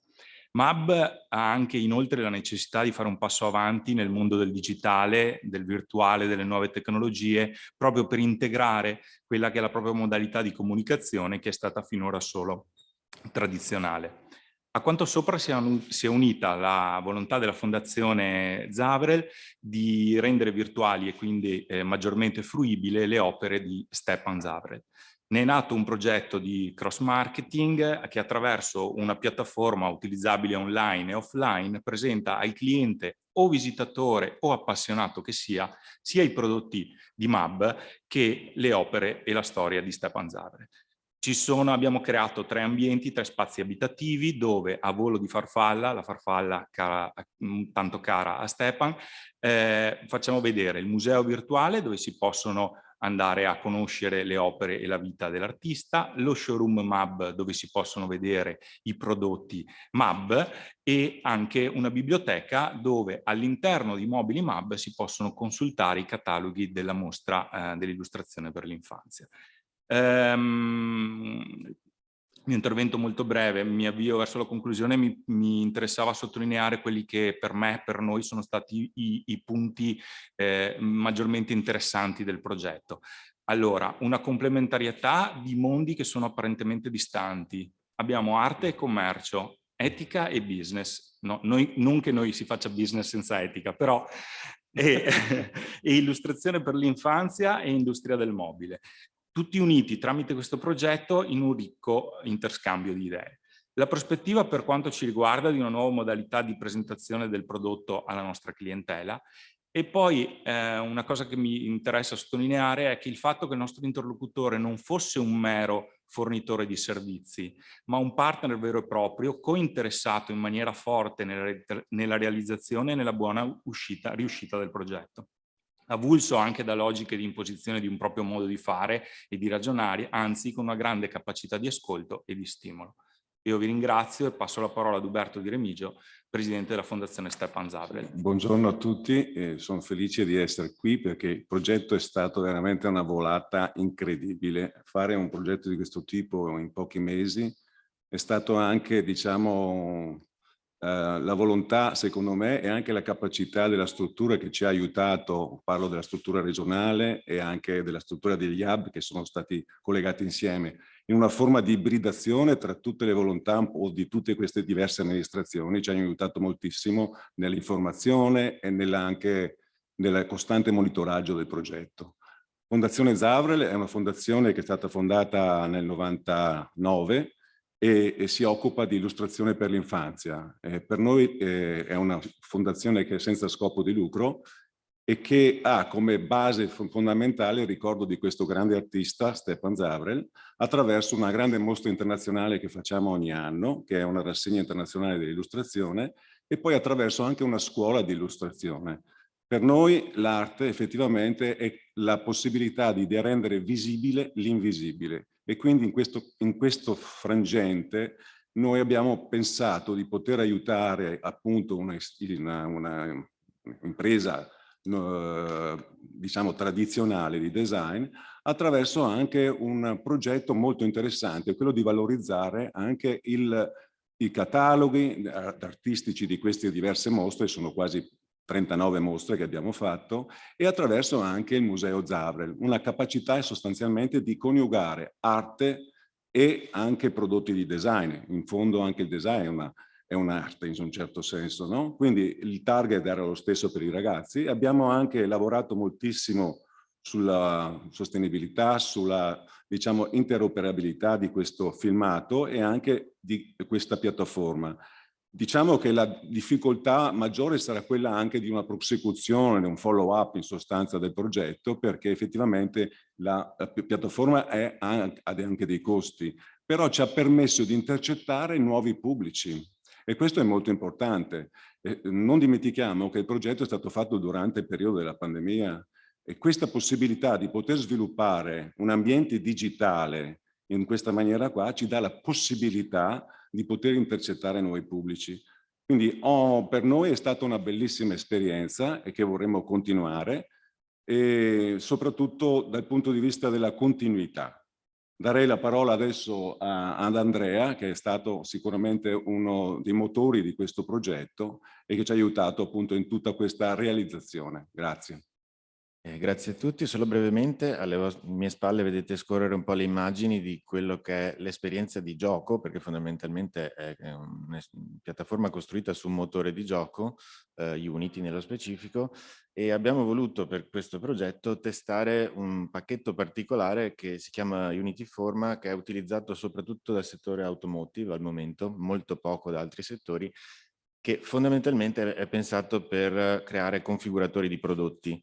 Noi abbiamo fatto un uso anomalo di questo sistema, tanto che la stessa Unity ha avuto delle difficoltà nell'assisterci, perché volevamo creare questa esperienza un po' videoludica, e però con questa dimensione immersiva, cercando di raggiungere una qualità grafica ragionevolmente alta, insomma, perché sia per la rappresentazione delle linee di mobili che per le immagini della fondazione era un criterio fondamentale. Quindi si tratta di una piattaforma 3D immersiva online, è accessibile online solo per il momento solo durante alcuni eventi, nel senso che utilizziamo uno streaming server a pagamento per farla girare, e quindi abbiamo progettato, perché è importante sottolineare che l'evento è progetto in avanti ancora per 1 anno e mezzo, e quindi ci saranno almeno 3 eventi in corrispondenza della mostra internazionale del lancio di nuove linee di mobili, in cui renderemo accessibile online questa piattaforma.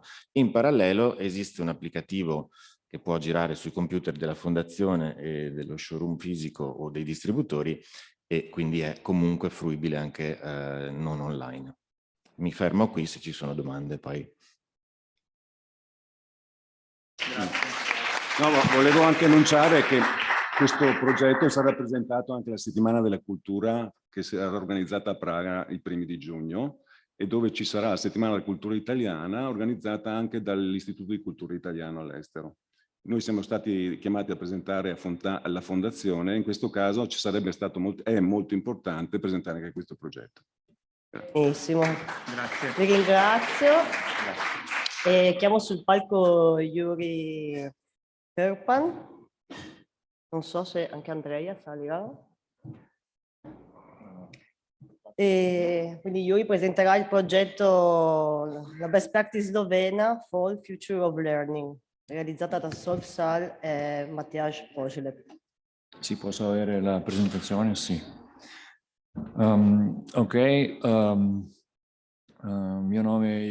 My name is Yuri Kerpan, and I was working as an innovation catalyst, facilitating the collaboration between 2 companies, R999, that is coming from CCI, and Solvsal, that is a company working in the field of artificial intelligence. However, the background from where the project is coming is contemporary investigative arts and the activities of non-formal learning, where kids are participating in workshops where art, science, technology, and design collides.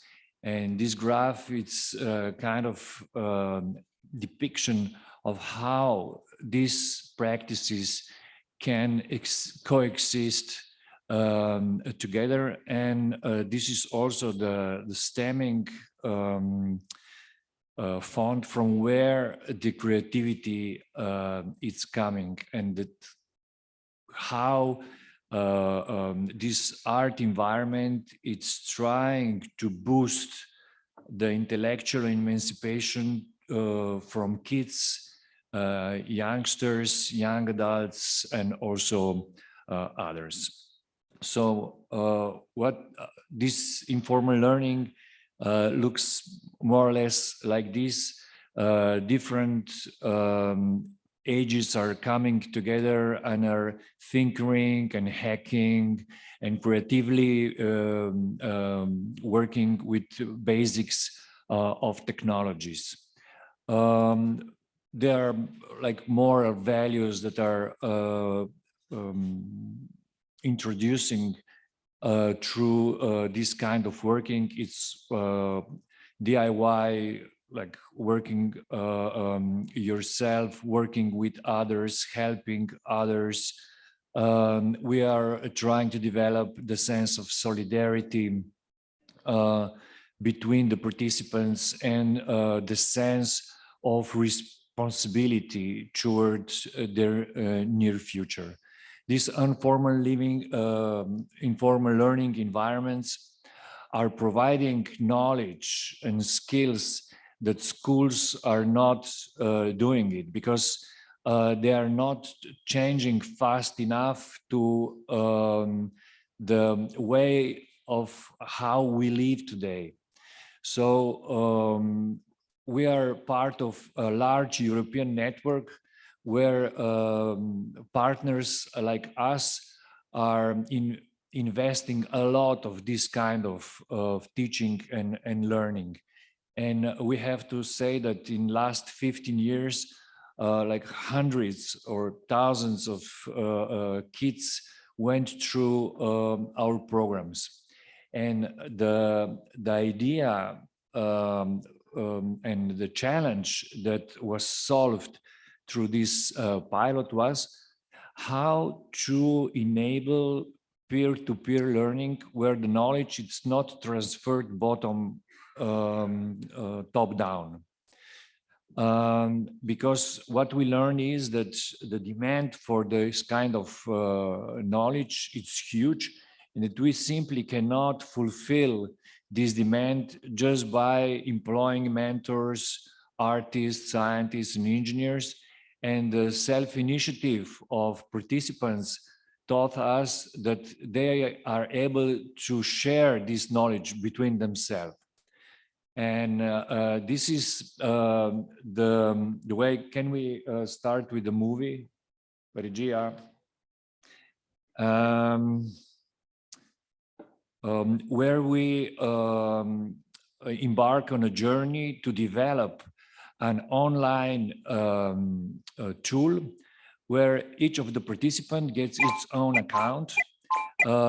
It fills with its own data and starts to begin a virtual assistant in a form of avatar that becomes her personal virtual assistant. So this is not a simple chatbot that we know from an online environment.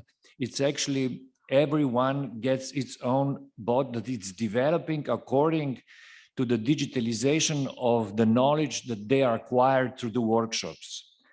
It's a very playful approach where you, as an owner of your own digital twin, you interact with it. And the artificial intelligence that it's powering your digital twin, it's actually stimulating to learn him as much as possible. And in one moment, your avatar is able to connect to other avatars, so that they slowly start to form a so-called swarm intelligence, that it's an intelligence that it's common to the group of people, to the group of users that are using it. And the next step that we will develop is the process of certification of this knowledge transfer, because what we certify here, it's not the knowledge you get, but the knowledge that you are transferring to other peers, to other avatars, and to other peoples that are behind, because everything is happening in cross reality. What you do physically, you digitize, and it becomes a portrait of your physical activity. And with the certification of it using a blockchain technology behind, we'll be able to create a special kind of data economy that is based on the moral values, but not on financial assets. So it's kind of a big endeavor that will emancipate users from getting knowledge from the power structures like schools basically are. So what we envision for the future of learning is peer-to-peer learning and intellectual emancipation by using this technology that it's personalized and empowers you. So that is the aim of the project. Of course, we came so far we are into a functional prototype that is still offline, but the companies behind are really keen to develop it further because they believe in what they're doing, and we are really hopeful to get a functional website very soon. Thank you. Grazie, grazie mille. Invito Martina Golob, la nostra responsabile della comunicazione, che ci darà l'opportunità di vedere anche cosa hanno fatto in brevissimo tempo gli altri 18 progetti. Lascio a Martina la parola, ma so che deve mostrarci un video e mostrarci un supporto di comunicazione. Roberto, hvala. Zdaj bomo pa slišali tudi malček slovenščine. Tako da lep pozdrav vsem tudi z moje strani. Predstavljam podjetje Arctur, ki je ves čas tekom projekta si prizadevalo za zagotavljanje kakovostne komunikacije, seveda v podpori in sodelovanju partnerjev. S kakovostno komunikacijo imamo v mislih predvsem informiranje javnosti o tekočem delu na projektu in o pomembnih dosežkih in rezultatih. V tej zaključni fazi smo imeli še poseben izziv, in sicer kako na razumljiv in poljuden način predstaviti 21 pilotnih projektov v tiskani obliki in v obliki videa. Po precej intenzivnem delu v zadnjih tednih, mogoče celo mesecih, in zahvaljujoč tesnemu sodelovanju z italijanskima partnerjema IUAV in ECIPA, smo danes zadovoljni in veseli, da lahko z vami delimo tole Diva knjižico. Mi smo jo poimenovali Diva Booklet.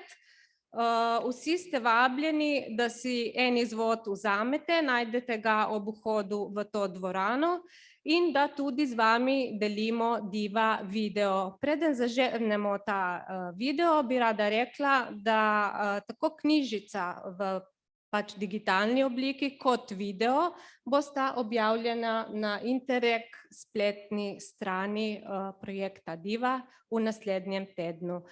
Zdaj pa kar poglejmo si skupaj tale video, ki na kratek in upam dovolj preprost in razumljiv način predstavlja vseh 21 projektov, pilotnih projektov. Režija.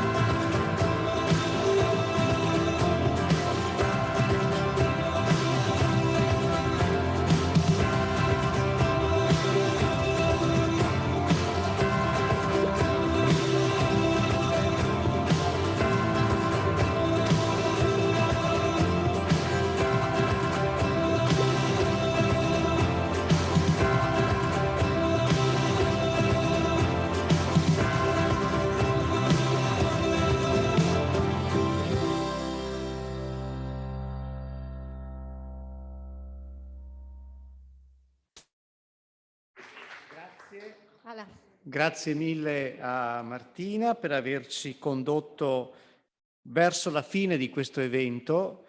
Abbiamo fatto un percorso insieme, ma io ora chiamerei qui al tavolo degli oratori Roberto Crosta, segretario generale di Union Camere Veneto, ma oserei dire anche tra i padri nobili di questo progetto, perché quando, lo dirà lui stesso meglio, ma quando era segretario generale della Camera di Commercio di Venezia partecipò proprio al calcio d'inizio di tutte le trattative di questo progetto DIVA. Grazie per essere qui con noi e lascio la parola a Roberto Crosta. Buongiorno a tutti, grazie a te Roberto per questa introduzione e grazie alla Regione Veneto che mi ha invitato oggi a chiudere questo evento. Ricorda bene Roberto Sandrini che partecipai appunto all'iniziativa iniziale di questo progetto e vedere cose che all'inizio magari quando si parte non si intravede molto la potenzialità che ha, ma ci si fida, ecco, di questi progetti, di queste attività, vederle chiudere con un evento come quello di oggi, che invece porta molta concretezza, ritengo sia essenziale. 3 sottolineature prima di andare a dirvi un'altra cosa. Allora, la prima è questa. Credo che investire sulla creatività, investire su questi parte di attività nella cultura di impresa sia fondamentale anche per uno sviluppo armonico di tutto il sistema economico di territori come quello della nostra regione e quello sloveno. Spiego subito perché. La creatività spinge molto anche su un altro aspetto, che è quello di andare a creare nuove opportunità. Vi racconto un'esperienza che è di un altro progetto, ma che è interessantissima secondo me per come è nata, perché qualche mese fa abbiamo presentato, io adesso lavoro alla Camera di Commercio di Padova, abbiamo presentato un progetto veramente interessante perché ha messo insieme uno storytelling di imprese storiche del Padovano che hanno rappresentato la loro storia in teatro. Ecco, il movimento che ha creato questa attività è stato molto bello, perché al di là per queste imprese di raccontarsi, è stato anche un altro aspetto, è stato quello di raccontare un vissuto sul territorio. E questo qui crea una relazione fra i territori, fra le attività di inclusività, che è una parola fondamentale secondo me in questo tempo difficile anche che stiamo vivendo, nel senso che l'inclusività porta alla conoscenza di culture, di realtà diverse e le porta tutte sulla stessa traccia. Oggi abbiamo visto come la cooperazione appunto tra tanti ambiti diversi abbia restituito ai territori importanti strumenti per l'apprendimento avanzato, lo vedevamo anche nel video poco fa, per la valorizzazione dei prodotti e per anche il recupero e la rivitalizzazione, scusatemi, di aree prima poco funzionali all'aggregazione. Questo progetto, il DIVA, con questi progetti pilota, ha dato un'altra dimostrazione che mettere assieme elementi di diversità, ma farli lavorare assieme, è un'arma vincente. E su questo aspetto, l'aspetto delle imprese creative è fondamentale perché mettere assieme diverse esperienze in questa materia porta poi a dei risultati molto importanti, anche in un'epoca storica dove sembra farla da padrone solamente il tema della digitalizzazione, della tecnologia, no? Dove si dice sempre importante parlare di aspetti di digitalizzazione, di nuove tecnologie e quant'altro. In realtà io dico invece che la digitalizzazione è importante, ma che è anche importante abbinare, oltre che la tecnologia, un'altra parola che inizia con la lettera T, che è la tradizione.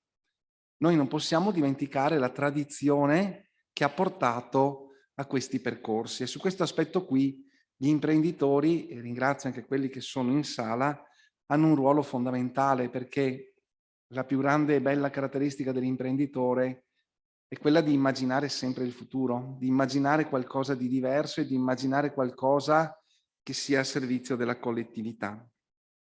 Su questo aspetto, quindi, il grazie da parte mia e di tutto il sistema camerale del Veneto agli imprenditori e a chi ha lavorato in questo progetto Viva è un grazie veramente di cuore, in particolare a quegli imprenditori che si sono fidati di questo progetto, imprenditori tradizionali, diciamo così, ma che hanno avuto il coraggio di credere che si possono aprire strade nuove, e agli imprenditori del settore creativo che hanno saputo cogliere l'opportunità offerta da collaborazioni inusuali magari, ma ricche di frutto e io direi anche attente ad uno sviluppo del futuro.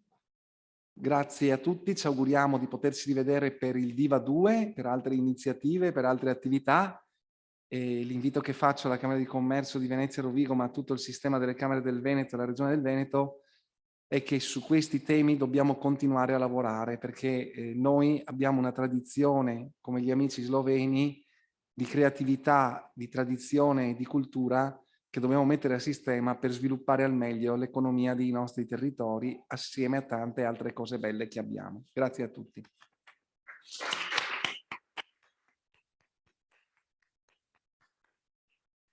Grazie mille a Roberto Crosta per questa sintesi, ma che apre anche una finestra verso i prossimi passi. Una degli interventi che erano in agenda e che non sono stati fatti parlava proprio di opportunità Italia-Slovenia 21-27. Non l'abbiamo fatto perché, come vi abbiamo detto, proprio ieri e oggi si sta svolgendo un comitato a Trieste che sta discutendo esattamente di questo. Quindi ritorneremo su questo aspetto. Ci avviamo alla conclusione. Mi permetto di ringraziare anzitutto chi ha organizzato questo evento, quindi la Regione Veneto e l'unità, la direzione Beni, Attività Culturali e Sport, che si è presa a carico tutta l'organizzazione. Ringrazio tutti gli speaker che si sono alternati in questa mattinata e Martina per il suo sforzo di comunicazione, che poi non rimarrà a questo incontro, ma verrà comunque distribuito attraverso i soliti canali di comunicazione. Quindi avrete brochure, il video sarà disponibile. Ultima cosa, grazie a tutti i partner. Come Camera di Commercio Venezia Rovigo noi abbiamo coordinato questo progetto, continueremo a farlo, ci mancano ancora alcuni mesi e la chiusura di questo progetto, continueremo a farlo. È stato un coordinamento sicuramente stimolante, soprattutto perché ci ha consentito di mettere assieme esperienze non soltanto di diversità personale, ma anche di diversità di gestione del progetto. Ricordiamoci che abbiamo vissuto 3 anni circa praticamente online e ieri ci siamo visti assieme dopo l'ultima riunione, se non mi sbaglio, è stata fatta a novembre del 2019, quindi questo già la dice lunga. Ecco, nonostante questo però, come diceva Roberto prima, si vedono dei risultati concreti, il che vuol dire che qualche volta anche la tecnologia digitale può essere un'opportunità. Ringrazio tutti ancora. Mi sembra di capire, se non mi sbaglio, che successivamente a questo evento siete invitati nel giardino della Fondazione Querini Stampalia, dove ci sarà un momento, un light lunch che verrà offerto a tutti i partecipanti.